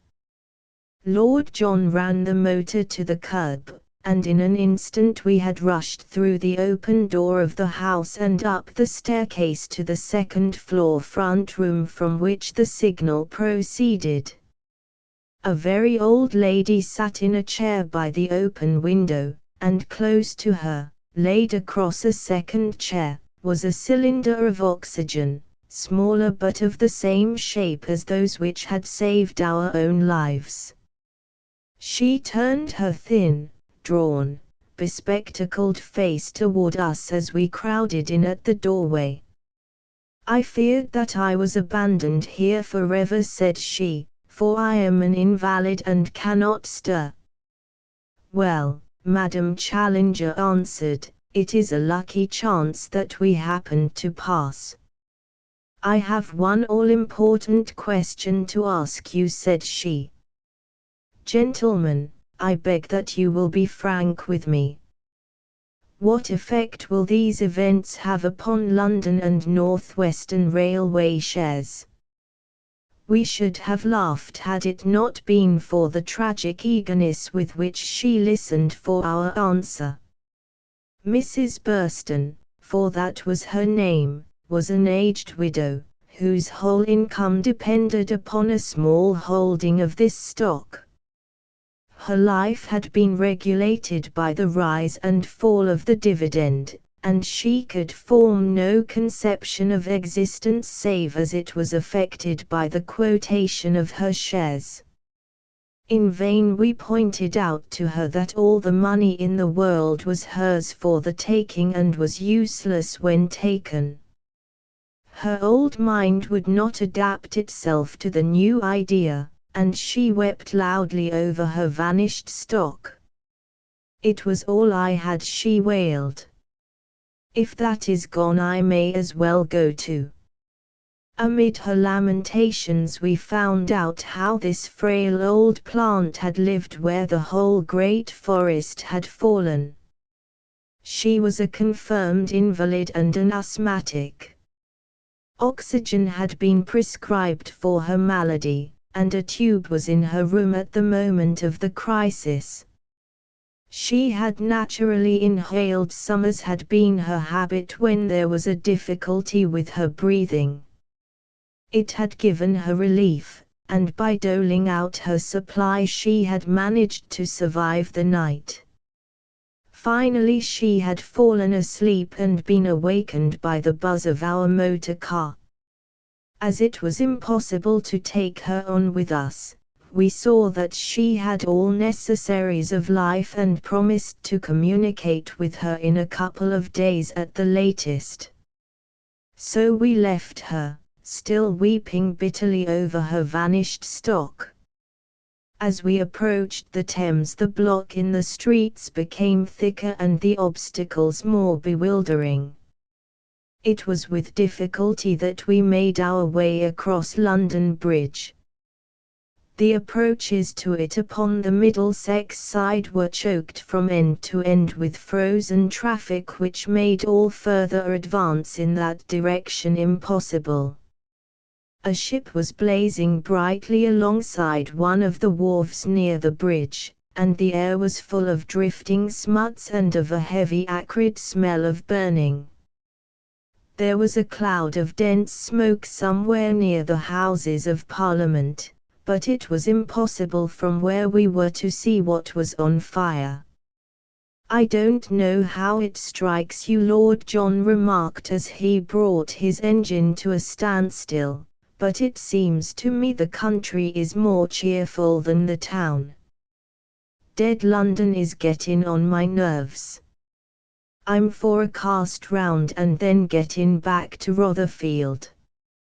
I confess that I do not see what we can hope for here," said Professor Summerlee. "At the same time," said Challenger, his great voice booming strangely amid the silence, "it is difficult for us to conceive that out of 7 millions of people there is only this one old woman who by some peculiarity of constitution or some accident of occupation has managed to survive this catastrophe. If there should be others, how can we hope to find them, George?" asked the lady. "And yet I agree with you that we cannot go back until we have tried." Getting out of the car and leaving it by the curb, we walked with some difficulty along the crowded pavement of King William Street and entered the open door of a large insurance office. It was a corner house, and we chose it as commanding a view in every direction. Ascending the stair, we passed through what I suppose to have been the boardroom, for 8 elderly men were seated round a long table in the center of it. The high window was open and we all stepped out upon the balcony. From it we could see the crowded city streets radiating in every direction, while below us the road was black from side to side with the tops of the motionless taxis. All, or nearly all, had their heads pointed outwards, showing how the terrified men of the city had at the last moment made a vain endeavour to rejoin their families in the suburbs or the country. Here and there amid the humbler cabs towered the great brass-spangled motor car of some wealthy magnate, wedged hopelessly among the dammed stream of arrested traffic. Just beneath us there was such a one of great size and luxurious appearance, with its owner, a fat old man, leaning out, half his gross body through the window, and his podgy hand, gleaming with diamonds, outstretched as he urged his chauffeur to make a last effort to break through the press. A dozen motor buses towered up like islands in this flood, the passengers who crowded the roofs lying all huddled together and across each other's laps like a child's toys in a nursery. On a broad lamp pedestal in the center of the roadway, a burly policeman was standing, leaning his back against the post in so natural an attitude that it was hard to realize that he was not alive, while at his feet there lay a ragged newsboy with his bundle of papers on the ground beside him. A paper cart had got blocked in the crowd, and we could read in large letters, black upon yellow, "Seen at Lord's. County match interrupted." This must have been the earliest edition, for there were other placards bearing the legend, "Is it the end? Great scientist's warning." And another, "Is Challenger justified? Ominous rumors." Challenger pointed the latter placard out to his wife, as it thrust itself like a banner above the throng. I could see him throw out his chest and stroke his beard as he looked at it. It pleased and flattered that complex mind to think that London had died with his name and his words still present in their thoughts. His feelings were so evident that they aroused the sardonic comment of his colleague. In the limelight to the last, Challenger, he remarked. So it would appear, he answered complacently. Well, he added as he looked down the long vista of the radiating streets, all silent and all choked up with death, I really see no purpose to be served by our staying any longer in London. I suggest that we return at once to Rotherfield and then take counsel as to how we shall most profitably employ the years which lie before us.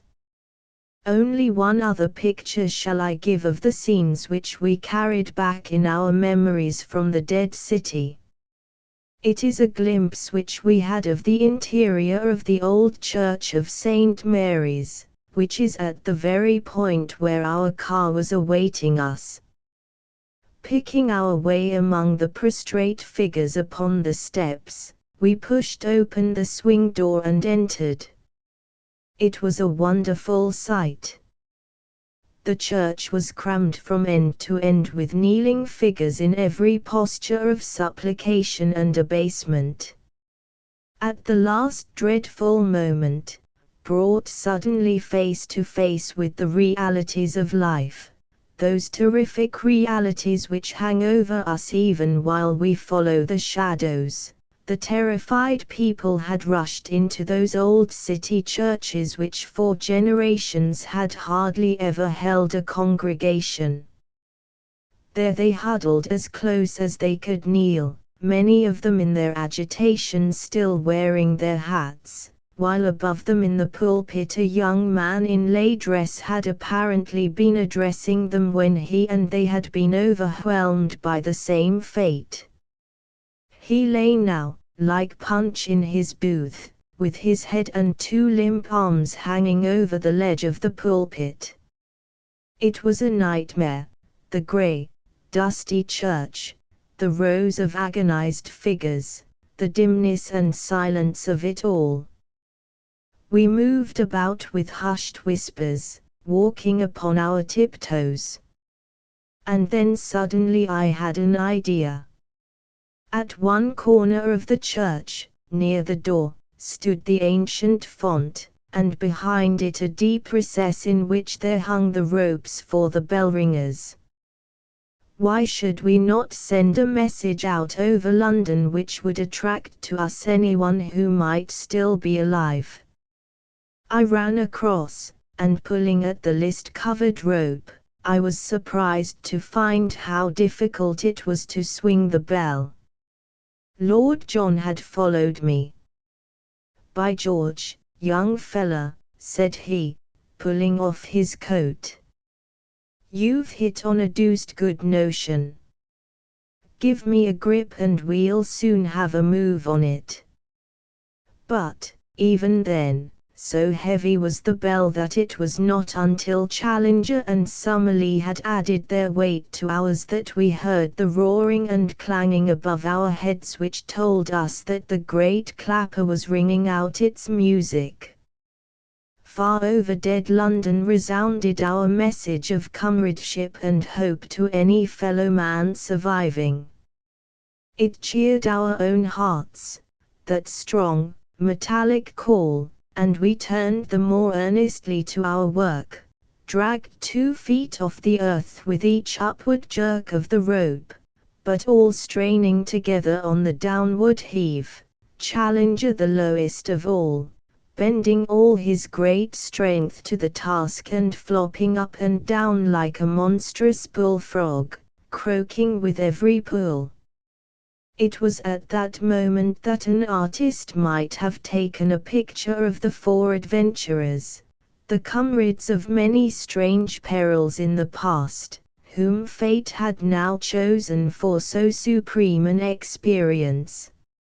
For half an hour we worked, the sweat dropping from our faces, our arms and backs aching with the exertion.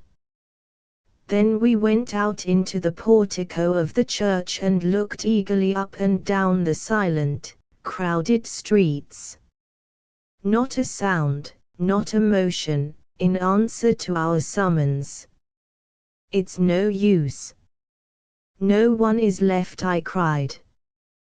We can do nothing more, said Mrs. Challenger. For God's sake, George, let us get back to Rotherfield. Another hour of this dreadful, silent city would drive me mad. We got into the car without another word. Lord John backed her round and turned her to the south. To us the chapter seemed closed. Little did we foresee the strange new chapter which was to open. Chapter 6, The Great Awakening. And now I come to the end of this extraordinary incident, so overshadowing in its importance, not only in our own small, individual lives, but in the general history of the human race. As I said when I began my narrative, when that history comes to be written, this occurrence will surely stand out among all other events like a mountain towering among its foothills. Our generation has been reserved for a very special fate, since it has been chosen to experience so wonderful a thing. How long its effect may last, how long mankind may preserve the humility and reverence which this great shock has taught it, can only be shown by the future. I think it is safe to say that things can never be quite the same again. Never can one realize how powerless and ignorant one is, and how one is upheld by an unseen hand, until for an instant that hand has seemed to close and to crush. Death has been imminent upon us. We know that at any moment it may be again. That grim presence shadows our lives, but who can deny that in that shadow the sense of duty, the feeling of sobriety and responsibility, the appreciation of the gravity and of the objects of life, the earnest desire to develop and improve, have grown and become real with us to a degree that has leavened our whole society from end to end.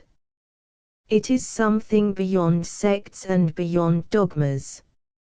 It is rather an alteration of perspective, a shifting of our sense of proportion, a vivid realization that we are insignificant and evanescent creatures, existing on sufferance and at the mercy of the first chill wind from the unknown. But if the world has grown graver with this knowledge, it is not, I think, a sadder place in consequence.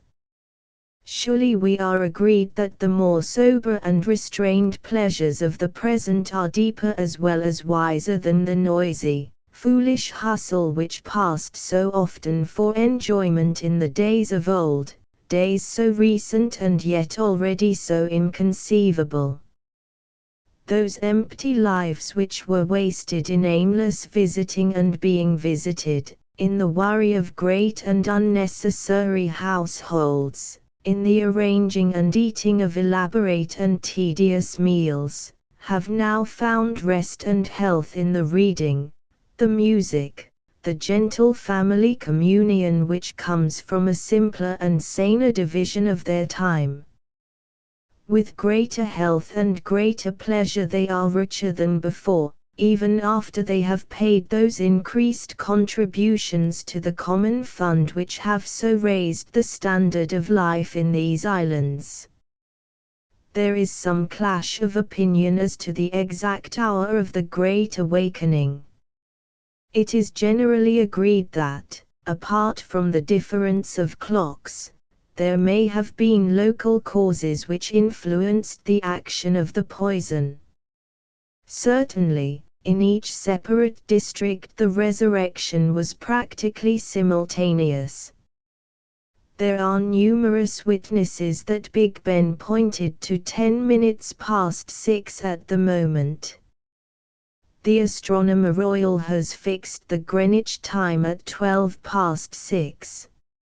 On the other hand, Laird Johnson, a very capable East Anglia observer, has recorded 6:20 as the hour. In the Hebrides it was as late as 7. In our own case there can be no doubt whatever, for I was seated in Challenger's study with his carefully tested chronometer in front of me at the moment. The hour was 6:15. An enormous depression was weighing upon my spirits. The cumulative effect of all the dreadful sights which we had seen upon our journey was heavy upon my soul. With my abounding animal health and great physical energy, any kind of mental clouding was a rare event. I had the Irish faculty of seeing some gleam of humor in every darkness. But now the obscurity was appalling and unrelieved. The others were downstairs making their plans for the future. I sat by the open window, my chin resting upon my hand and my mind absorbed in the misery of our situation. Could we continue to live? That was the question which I had begun to ask myself. Was it possible to exist upon a dead world? Just as in physics the greater body draws to itself the lesser, would we not feel an overpowering attraction from that vast body of humanity which had passed into the unknown? How would the end come? Would it be from a return of the poison? Or would the earth be uninhabitable from the mephitic products of universal decay? Or, finally, might our awful situation prey upon and unbalance our minds? A group of insane folk upon a dead world. My mind was brooding upon this last dreadful idea when some slight noise caused me to look down upon the road beneath me. The old cab horse was coming up the hill. I was conscious at the same instant of the twittering of birds, of someone coughing in the yard below, and of a background of movement in the landscape. And yet I remember that it was that absurd, emaciated, superannuated cab horse which held my gaze. Slowly and wheezily it was climbing the slope. Then my eye traveled to the driver sitting hunched up upon the box and finally to the young man who was leaning out of the window in some excitement and shouting a direction. They were all indubitably, aggressively alive. Everybody was alive once more. Had it all been a delusion? Was it conceivable that this whole poison belt incident had been an elaborate dream? For an instant my startled brain was really ready to believe it. Then I looked down, and there was the rising blister on my hand where it was frayed by the rope of the city bell. It had really been so, then. And yet here was the world resuscitated. Here was life come back in an instant full tide to the planet. Now, as my eyes wandered all over the great landscape, I saw it in every direction, and moving, to my amazement, in the very same groove in which it had halted. There were the golfers. Was it possible that they were going on with their game? Yes. There was a fellow driving off from a tee, and that other group upon the green were surely putting for the hole. The reapers were slowly trooping back to their work. The nurse girl slapped one of her charges and then began to push the perambulator up the hill. everyone had unconcernedly taken up the thread at the very point where they had dropped it. I rushed downstairs, but the hall door was open, and I heard the voices of my companions, loud in astonishment and congratulation, in the yard.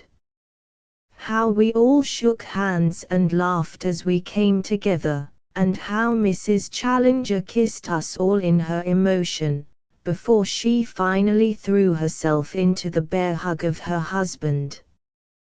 "But they could not have been asleep," cried Lord John. "Dash it all, Challenger, you don't mean to believe that those folk were asleep with their staring eyes and stiff limbs and that awful death grin on their faces? It can only have been the condition that is called catalepsy," said Challenger.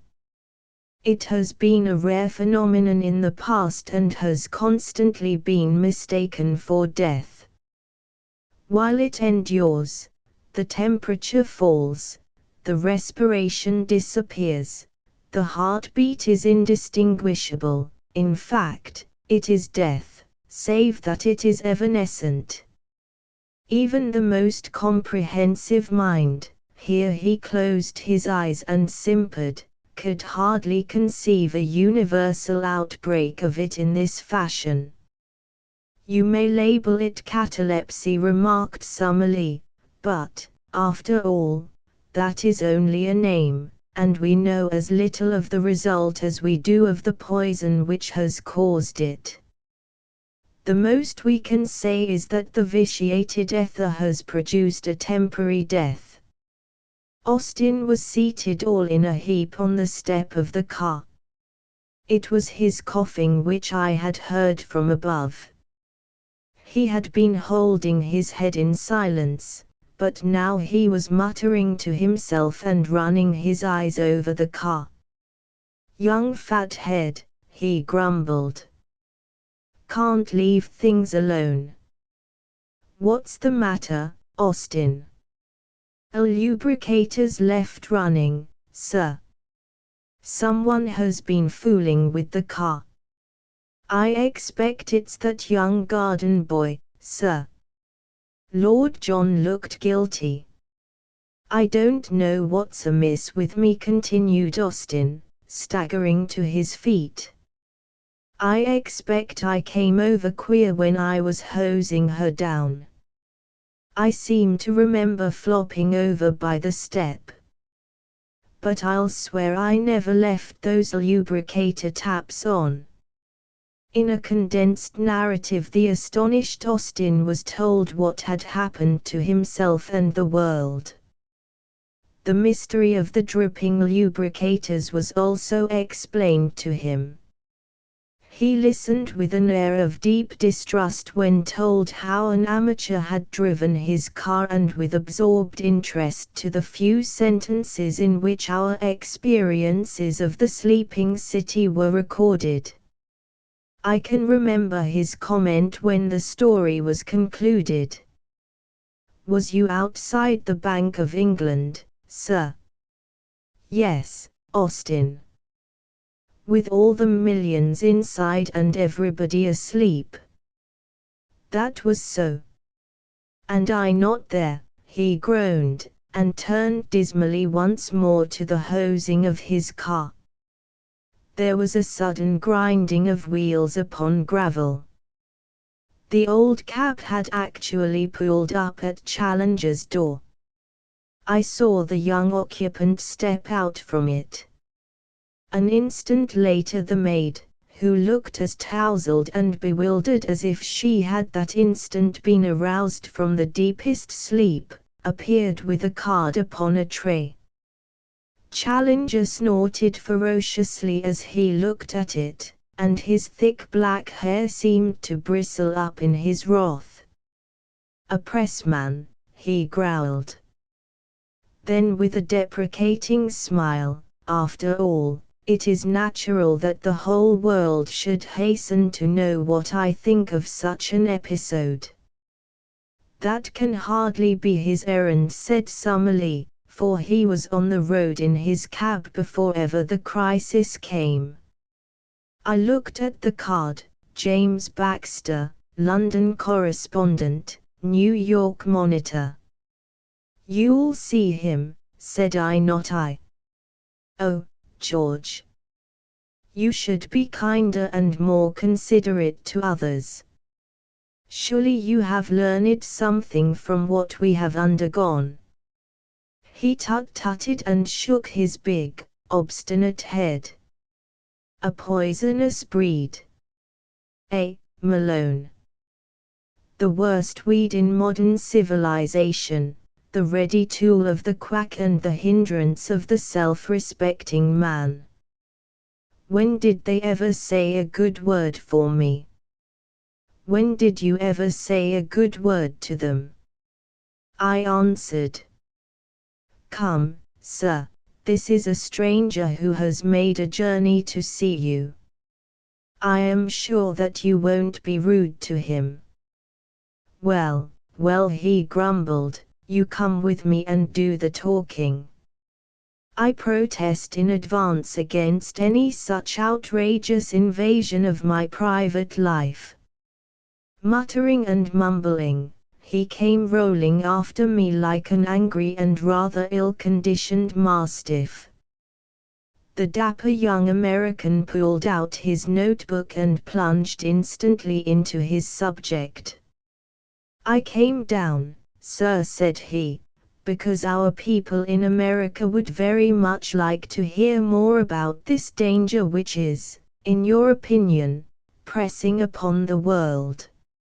"I know of no danger which is now pressing upon the world," Challenger answered gruffly. The pressman looked at him in mild surprise. "I meant, sir, the chances that the world might run into a belt of poisonous ether." "I do not now apprehend any such danger," said Challenger. The pressman looked even more perplexed. "You are Professor Challenger, are you not?" he asked. "Yes, sir, that is my name." "I cannot understand, then, how you can say that there is no such danger." "I am alluding to your own letter, published above your name in the London Times of this morning." It was Challenger's turn to look surprised. "This morning," said he. "No London Times was published this morning." "Surely, sir," said the American in mild remonstrance, "you must admit that the London Times is a daily paper." He drew out a copy from his inside pocket. "Here is the letter to which I refer."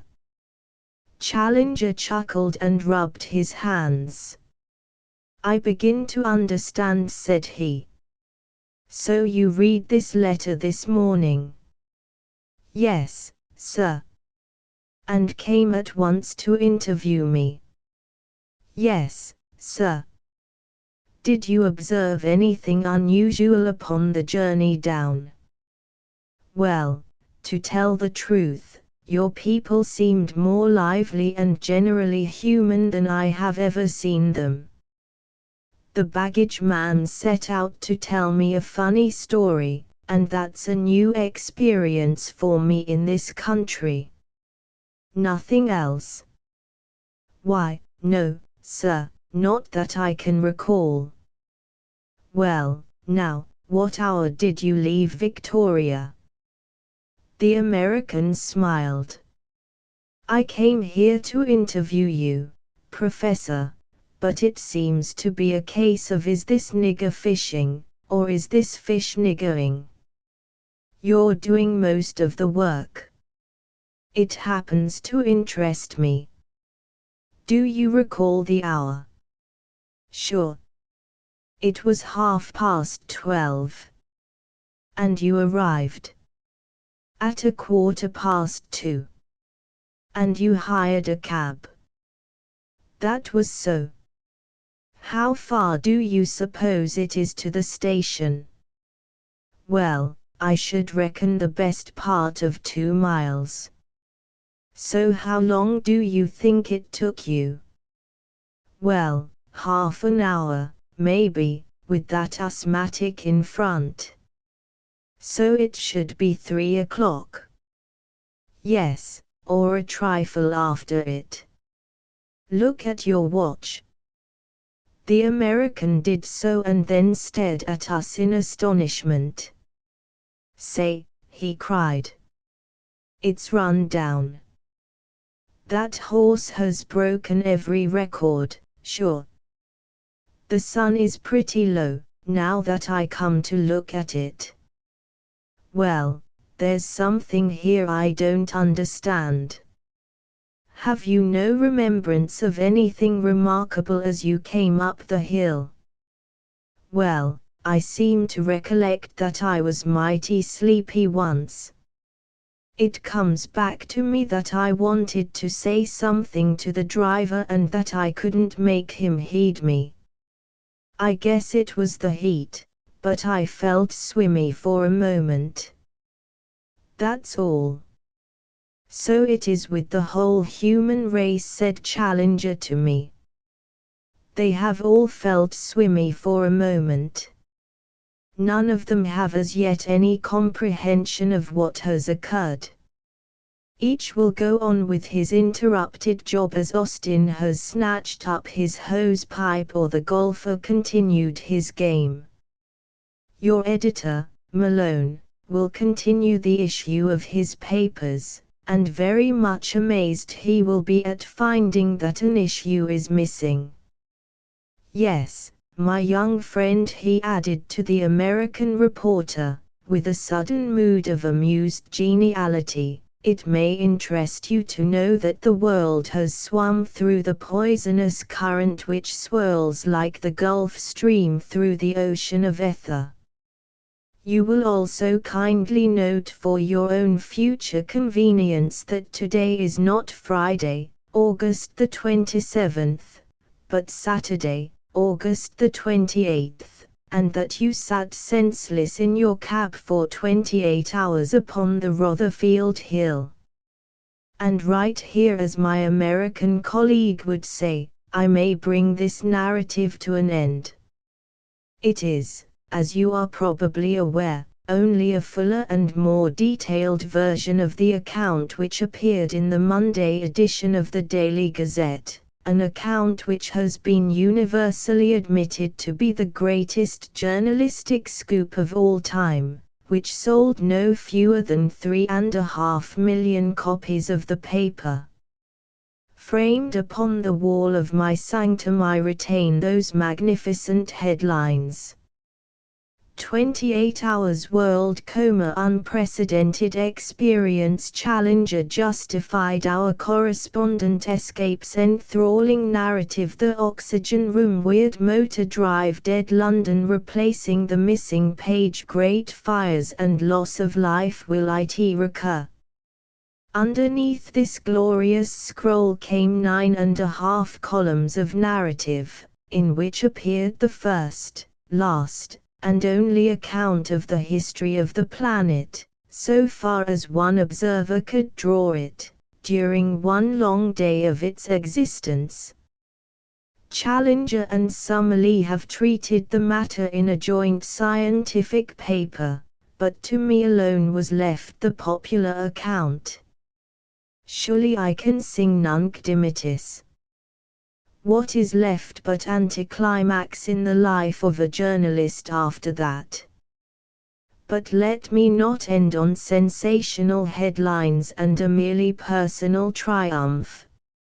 Rather let me quote the sonorous passages in which the greatest of daily papers ended its admirable leader upon the subject, a leader which might well be filed for reference by every thoughtful man.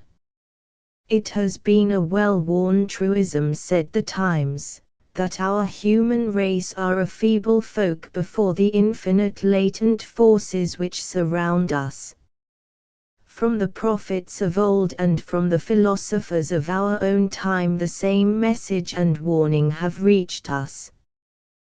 But, like all oft-repeated truths, it has in time lost something of its actuality and cogency. A lesson, an actual experience, was needed to bring it home.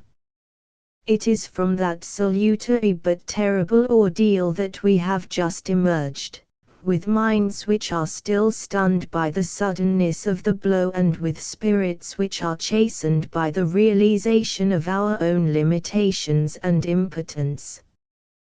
The world has paid a fearful price for its schooling. Hardly yet have we learned the full tale of disaster, but the destruction by fire of New York, of Orleans, and of Brighton constitutes in itself one of the greatest tragedies in the history of our race.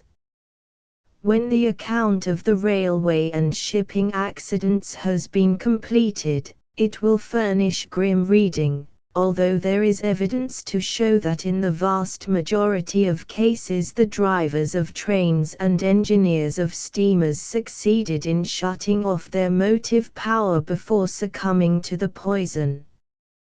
But the material damage, enormous as it is both in life and in property, is not the consideration which will be uppermost in our minds today.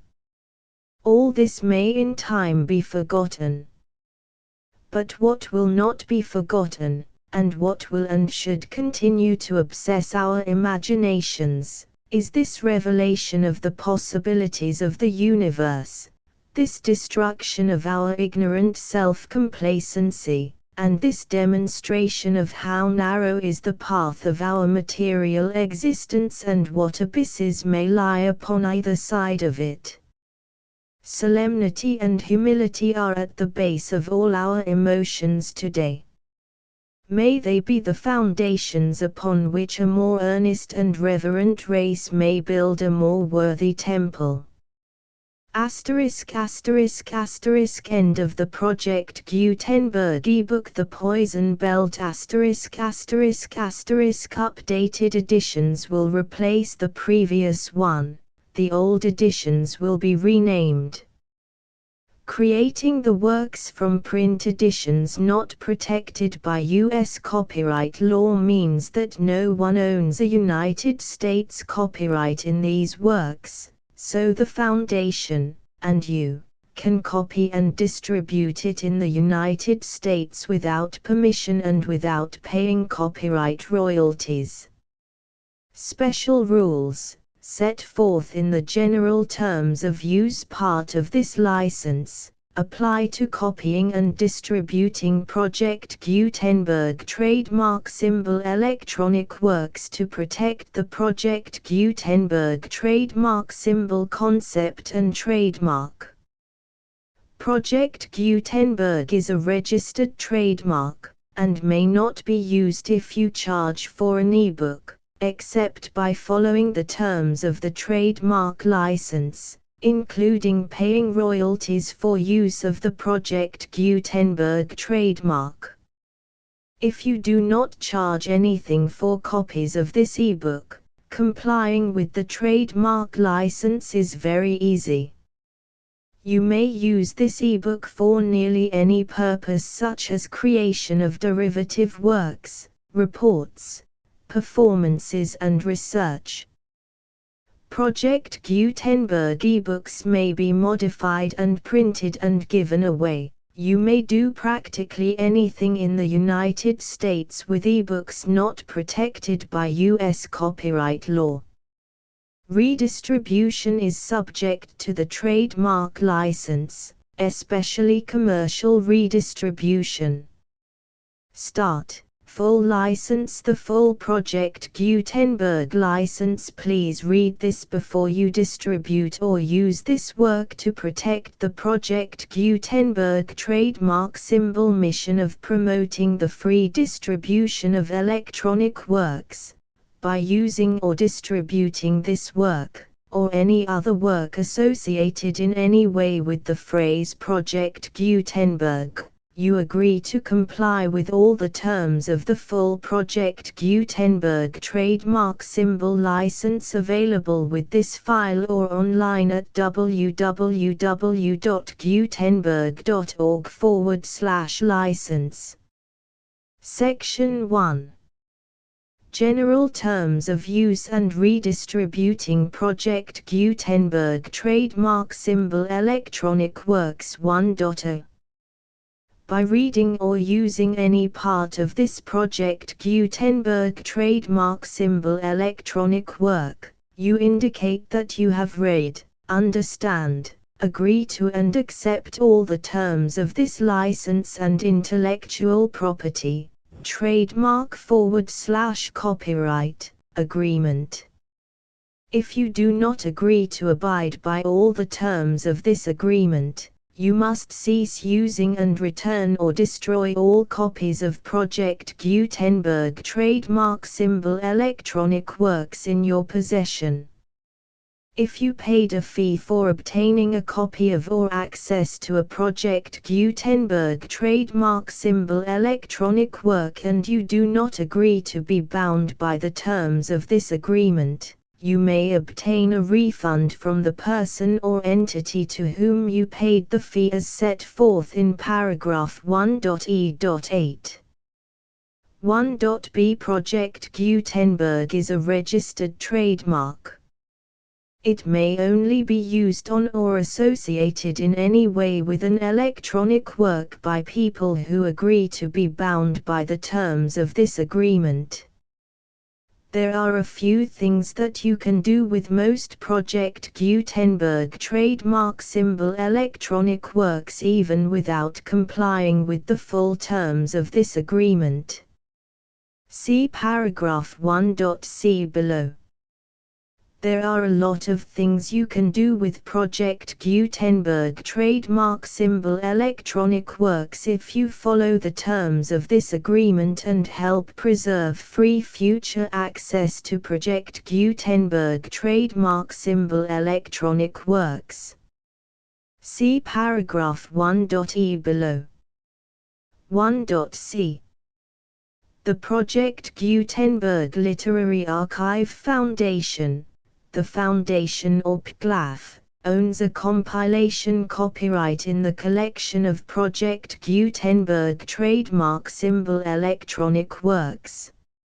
Nearly all the individual works in the collection are in the public domain in the United States. If an individual work is unprotected by copyright law in the United States and you are located in the United States, we do not claim a right to prevent you from copying, distributing, performing, displaying or creating derivative works based on the work as long as all references to Project Gutenberg are removed. Of course, we hope that you will support the Project Gutenberg trademark symbol mission of promoting free access to electronic works by freely sharing Project Gutenberg trademark symbol works in compliance with the terms of this agreement for keeping the Project Gutenberg trademark symbol name associated with the work. You can easily comply with the terms of this agreement by keeping this work in the same format with its attached full Project Gutenberg trademark symbol license when you share it without charge with others. 1.d. The copyright laws of the place where you are located also govern what you can do with this work. Copyright laws in most countries are in a constant state of change. If you are outside the United States, check the laws of your country in addition to the terms of this agreement before downloading, copying, displaying, performing, distributing or creating derivative works based on this work or any other Project Gutenberg trademark symbol work. The Foundation makes no representations concerning the copyright status of any work in any country other than the United States. 1.e Unless you have removed all references to Project Gutenberg. 1.e.1. The following sentence, with active links to, or other immediate access to, the full Project Gutenberg trademark symbol license must appear prominently whenever any copy of a Project Gutenberg trademark symbol work, any work on which the phrase Project Gutenberg appears, or with which the phrase Project Gutenberg is associated, is accessed, displayed, performed, viewed, copied or distributed. This ebook is for the use of anyone anywhere in the United States and most other parts of the world at no cost and with almost no restrictions whatsoever. You may copy it, give it away or reuse it under the terms of the Project Gutenberg license included with this ebook or online at www.gutenberg.org. If you are not located in the United States, you will have to check the laws of the country where you are located before using this ebook. 1.e.2. If an individual Project Gutenberg trademark symbol electronic work is derived from texts not protected by U.S. copyright law, does not contain a notice indicating that it is posted with permission of the copyright holder, the work can be copied and distributed to anyone in the United States without paying any fees or charges. If you are redistributing or providing access to a work with the phrase Project Gutenberg associated with or appearing on the work, you must comply either with the requirements of paragraphs 1.e.1 through 1.e.7 or obtain permission for the use of the work and the Project Gutenberg trademark symbol trademark as set forth in paragraphs 1.e.8 or 1.e.9. 1.e.3. If an individual Project Gutenberg trademark symbol electronic work is posted with the permission of the copyright holder, your use and distribution must comply with both paragraphs 1.e.1 through 1.e.7 and any additional terms imposed by the copyright holder. Additional terms will be linked to the Project Gutenberg trademark symbol license for all works posted with the permission of the copyright holder found at the beginning of this work. 1.e.4. Do not unlink or detach or remove the full Project Gutenberg trademark symbol license terms from this work, or any files containing a part of this work or any other work associated with Project Gutenberg trademark symbol. 1.e.5. Do not copy, display, perform, distribute or redistribute this electronic work, or any part of this electronic work, without prominently displaying the sentence set forth in paragraph 1.e.1 with active links or immediate access to the full terms of the Project Gutenberg trademark symbol license. 1.e.6. You may convert to and distribute this work in any binary, compressed, marked up, non-proprietary or proprietary form, including any word processing or hypertext form. However, if you provide access to or distribute copies of a Project Gutenberg trademark symbol work in a format other than plain vanilla ASCII or other format used in the official version posted on the official Project Gutenberg trademark symbol website, www.gutenberg.org, you must, at no additional cost, fee or expense to the user, provide a copy, a means of exporting a copy, or a means of obtaining a copy upon request, of the work in its original plain vanilla ASCII or other form. Any alternate format must include the full Project Gutenberg trademark symbol license as specified in paragraph 1.e.1. 1.e.7. Do not charge a fee for access to, viewing, displaying, performing, copying or distributing any Project Gutenberg trademark symbol works unless you comply with paragraph 1.e.8 or 1.e.9. 1.e.8.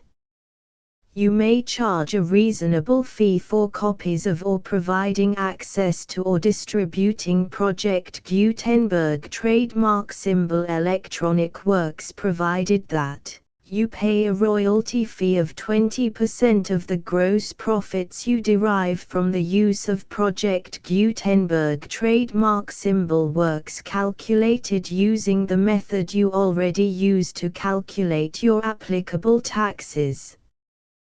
The fee is owed to the owner of the Project Gutenberg trademark symbol trademark, but he has agreed to donate royalties under this paragraph to the Project Gutenberg Literary Archive Foundation. Royalty payments must be paid within 60 days following each date on which you prepare, or are legally required to prepare, your periodic tax returns. Royalty payments should be clearly marked as such and sent to the Project Gutenberg Literary Archive Foundation at the address specified in Section 4. Information about donations to the Project Gutenberg Literary Archive Foundation. You provide a full refund of any money paid by a user who notifies you in writing, or by email, within 30 days of receipt that he does not agree to the terms of the full Project Gutenberg trademark symbol license. You must require such a user to return or destroy all copies of the works possessed in a physical medium and discontinue all use of and all access to other copies of Project Gutenberg trademark symbol works. You provide, in accordance with paragraph 1.f.3, a full refund of any money paid for a work or a replacement copy, if a defect in the electronic work is discovered and reported to you within 90 days of receipt of the work. You comply with all other terms of this agreement for free distribution of Project Gutenberg trademark symbol works. 1.e.9. If you wish to charge a fee or distribute a Project Gutenberg trademark symbol electronic work or group of works on different terms than are set forth in this agreement, you must obtain permission in writing from the Project Gutenberg Literary Archive Foundation, the manager of the Project Gutenberg trademark symbol trademark. Contact the Foundation as set forth in Section 3 below. 1.f1.f.1. Project Gutenberg volunteers and employees expend considerable effort to identify, do copyright research on, transcribe and proofread works not protected by U.S. copyright law in creating the Project Gutenberg trademark symbol collection. Despite these efforts, Project Gutenberg trademark symbol electronic works, and the medium on which they may be stored, may contain defects such as, but not limited to, incomplete, inaccurate or corrupt data, transcription errors, a copyright or other intellectual property infringement, a defective or damaged disk or other medium, a computer virus, or computer codes that damage or cannot be read by your equipment. 1.f.2. Limited warranty. Disclaimer of damages, except for the right of replacement or refund described in paragraph 1.f.3. The Project Gutenberg Literary Archive Foundation, the owner of the Project Gutenberg trademark symbol trademark, and any other party distributing a Project Gutenberg trademark symbol electronic work under this agreement, disclaim all liability to you for damages, costs and expenses, including legal fees. You agree that you have no remedies for negligence, strict liability, breach of warranty or breach of contract except those provided in paragraph 1.f.3. You agree that the Foundation, the trademark owner, and any distributor under this agreement will not be liable to you for actual, direct, indirect, consequential, punitive or incidental damages even if you give notice of the possibility of such damage. 1.f.3. Limited right of replacement or refund. If you discover a defect in this electronic work within 90 days of receiving it, you can receive a refund of the money, if any, you paid for it by sending a written explanation to the person you received the work from. If you received the work on a physical medium, you must return the medium with your written explanation. The person or entity that provided you with the defective work may elect to provide a replacement copy in lieu of a refund. If you received the work electronically, the person or entity providing it to you may choose to give you a second opportunity to receive the work electronically in lieu of a refund. If the second copy is also defective, you may demand a refund in writing without further opportunities to fix the problem. 1.f.4.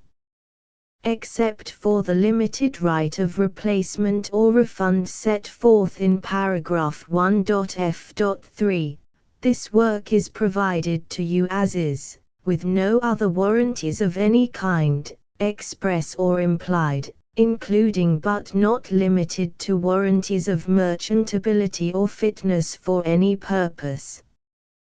1.f.5. Some states do not allow disclaimers of certain implied warranties or the exclusion or limitation of certain types of damages. If any disclaimer or limitation set forth in this agreement violates the law of the state applicable to this agreement, the agreement shall be interpreted to make the maximum disclaimer or limitation permitted by the applicable state law. The invalidity or unenforceability of any provision of this agreement shall not void the remaining provisions. 1.f.6. Indemnity. You agree to indemnify and hold the Foundation, the trademark owner, any agent or employee of the Foundation, anyone providing copies of Project Gutenberg trademark symbol electronic works in accordance with this agreement, and any volunteers associated with the production, promotion and distribution of Project Gutenberg trademark symbol electronic works, harmless from all liability, costs and expenses, including legal fees, that arise directly or indirectly from any of the following which you do or cause to occur. A. Distribution of this or any Project Gutenberg trademark symbol work. B. Alteration, modification, or additions or deletions to any Project Gutenberg trademark symbol work, and C. Any defect you cause. Section 2. Information about the mission of Project Gutenberg trademark symbol. Project Gutenberg trademark symbol is synonymous with the free distribution of electronic works in formats readable by the widest variety of computers, including obsolete, old, middle-aged and new computers. It exists because of the efforts of hundreds of volunteers and donations from people in all walks of life. Volunteers and financial support to provide volunteers with the assistance they need are critical to reaching Project Gutenberg trademark symbol's goals and ensuring that the Project Gutenberg trademark symbol collection will remain freely available for generations to come. In 2001, the Project Gutenberg Literary Archive Foundation was created to provide a secure and permanent future for Project Gutenberg trademark symbol and future generations. To learn more about the Project Gutenberg Literary Archive Foundation and how your efforts and donations can help, see sections 3 and 4 and the Foundation information page at www.gutenberg.org. Section 3. Information about the Project Gutenberg Literary Archive Foundation. The Project Gutenberg Literary Archive Foundation is a non-profit 501(c)(3) educational corporation organized under the laws of the state of Mississippi and granted tax-exempt status by the Internal Revenue Service. The Foundation's IN or Federal Tax Identification Number is 64-6221541. Contributions to the Project Gutenberg Literary Archive Foundation are tax-deductible to the full extent permitted by U.S. federal laws and your state's laws. The Foundation's business office is located at 809 North 1500 West, Salt Lake City, UT 84116. 801-596-1887. Email contact links and up-to-date contact information can be found at the Foundation's website and official page at www.gutenberg.org/contact section 4. Information about donations to the Project Gutenberg Literary Archive Foundation. Project Gutenberg trademark symbol depends upon and cannot survive without widespread public support and donations to carry out its mission of increasing the number of public domain and licensed works that can be freely distributed in machine-readable form accessible by the widest array of equipment, including outdated equipment. Many small donations, $1 to $5,000, are particularly important to maintaining tax-exempt status with the IRS. The Foundation is committed to complying with the laws regulating charities and charitable donations in all 50 states of the United States. Compliance requirements are not uniform and it takes a considerable effort, much paperwork and many fees to meet and keep up with these requirements. We do not solicit donations in locations where we have not received written confirmation of compliance. To send donations or determine the status of compliance for any particular state, visit www.gutenberg.org/donate. While we cannot and do not solicit contributions from states where we have not met the solicitation requirements, We know of no prohibition against accepting unsolicited donations from donors in such states who approach us with offers to donate. International donations are gratefully accepted, but we cannot make any statements concerning tax treatment of donations received from outside the United States. U.S. laws alone swamp our small staff. Please check the Project Gutenberg web pages for current donation methods and addresses. Donations are accepted in a number of other ways, including checks, online payments and credit card donations. To donate, please visit www.gutenberg.org/donate. Section 5. General information about Project Gutenberg Trademark Symbol Electronic Works. Professor Michael S. Hart was the originator of the Project Gutenberg trademark symbol concept of a library of electronic works that could be freely shared with anyone. For 40 years, he produced and distributed Project Gutenberg trademark symbol ebooks with only a loose network of volunteer support. Project Gutenberg trademark symbol ebooks are often created from several printed editions, all of which are confirmed as not protected by copyright in the US unless a copyright notice is included. Thus, we do not necessarily keep ebooks in compliance with any particular paper edition.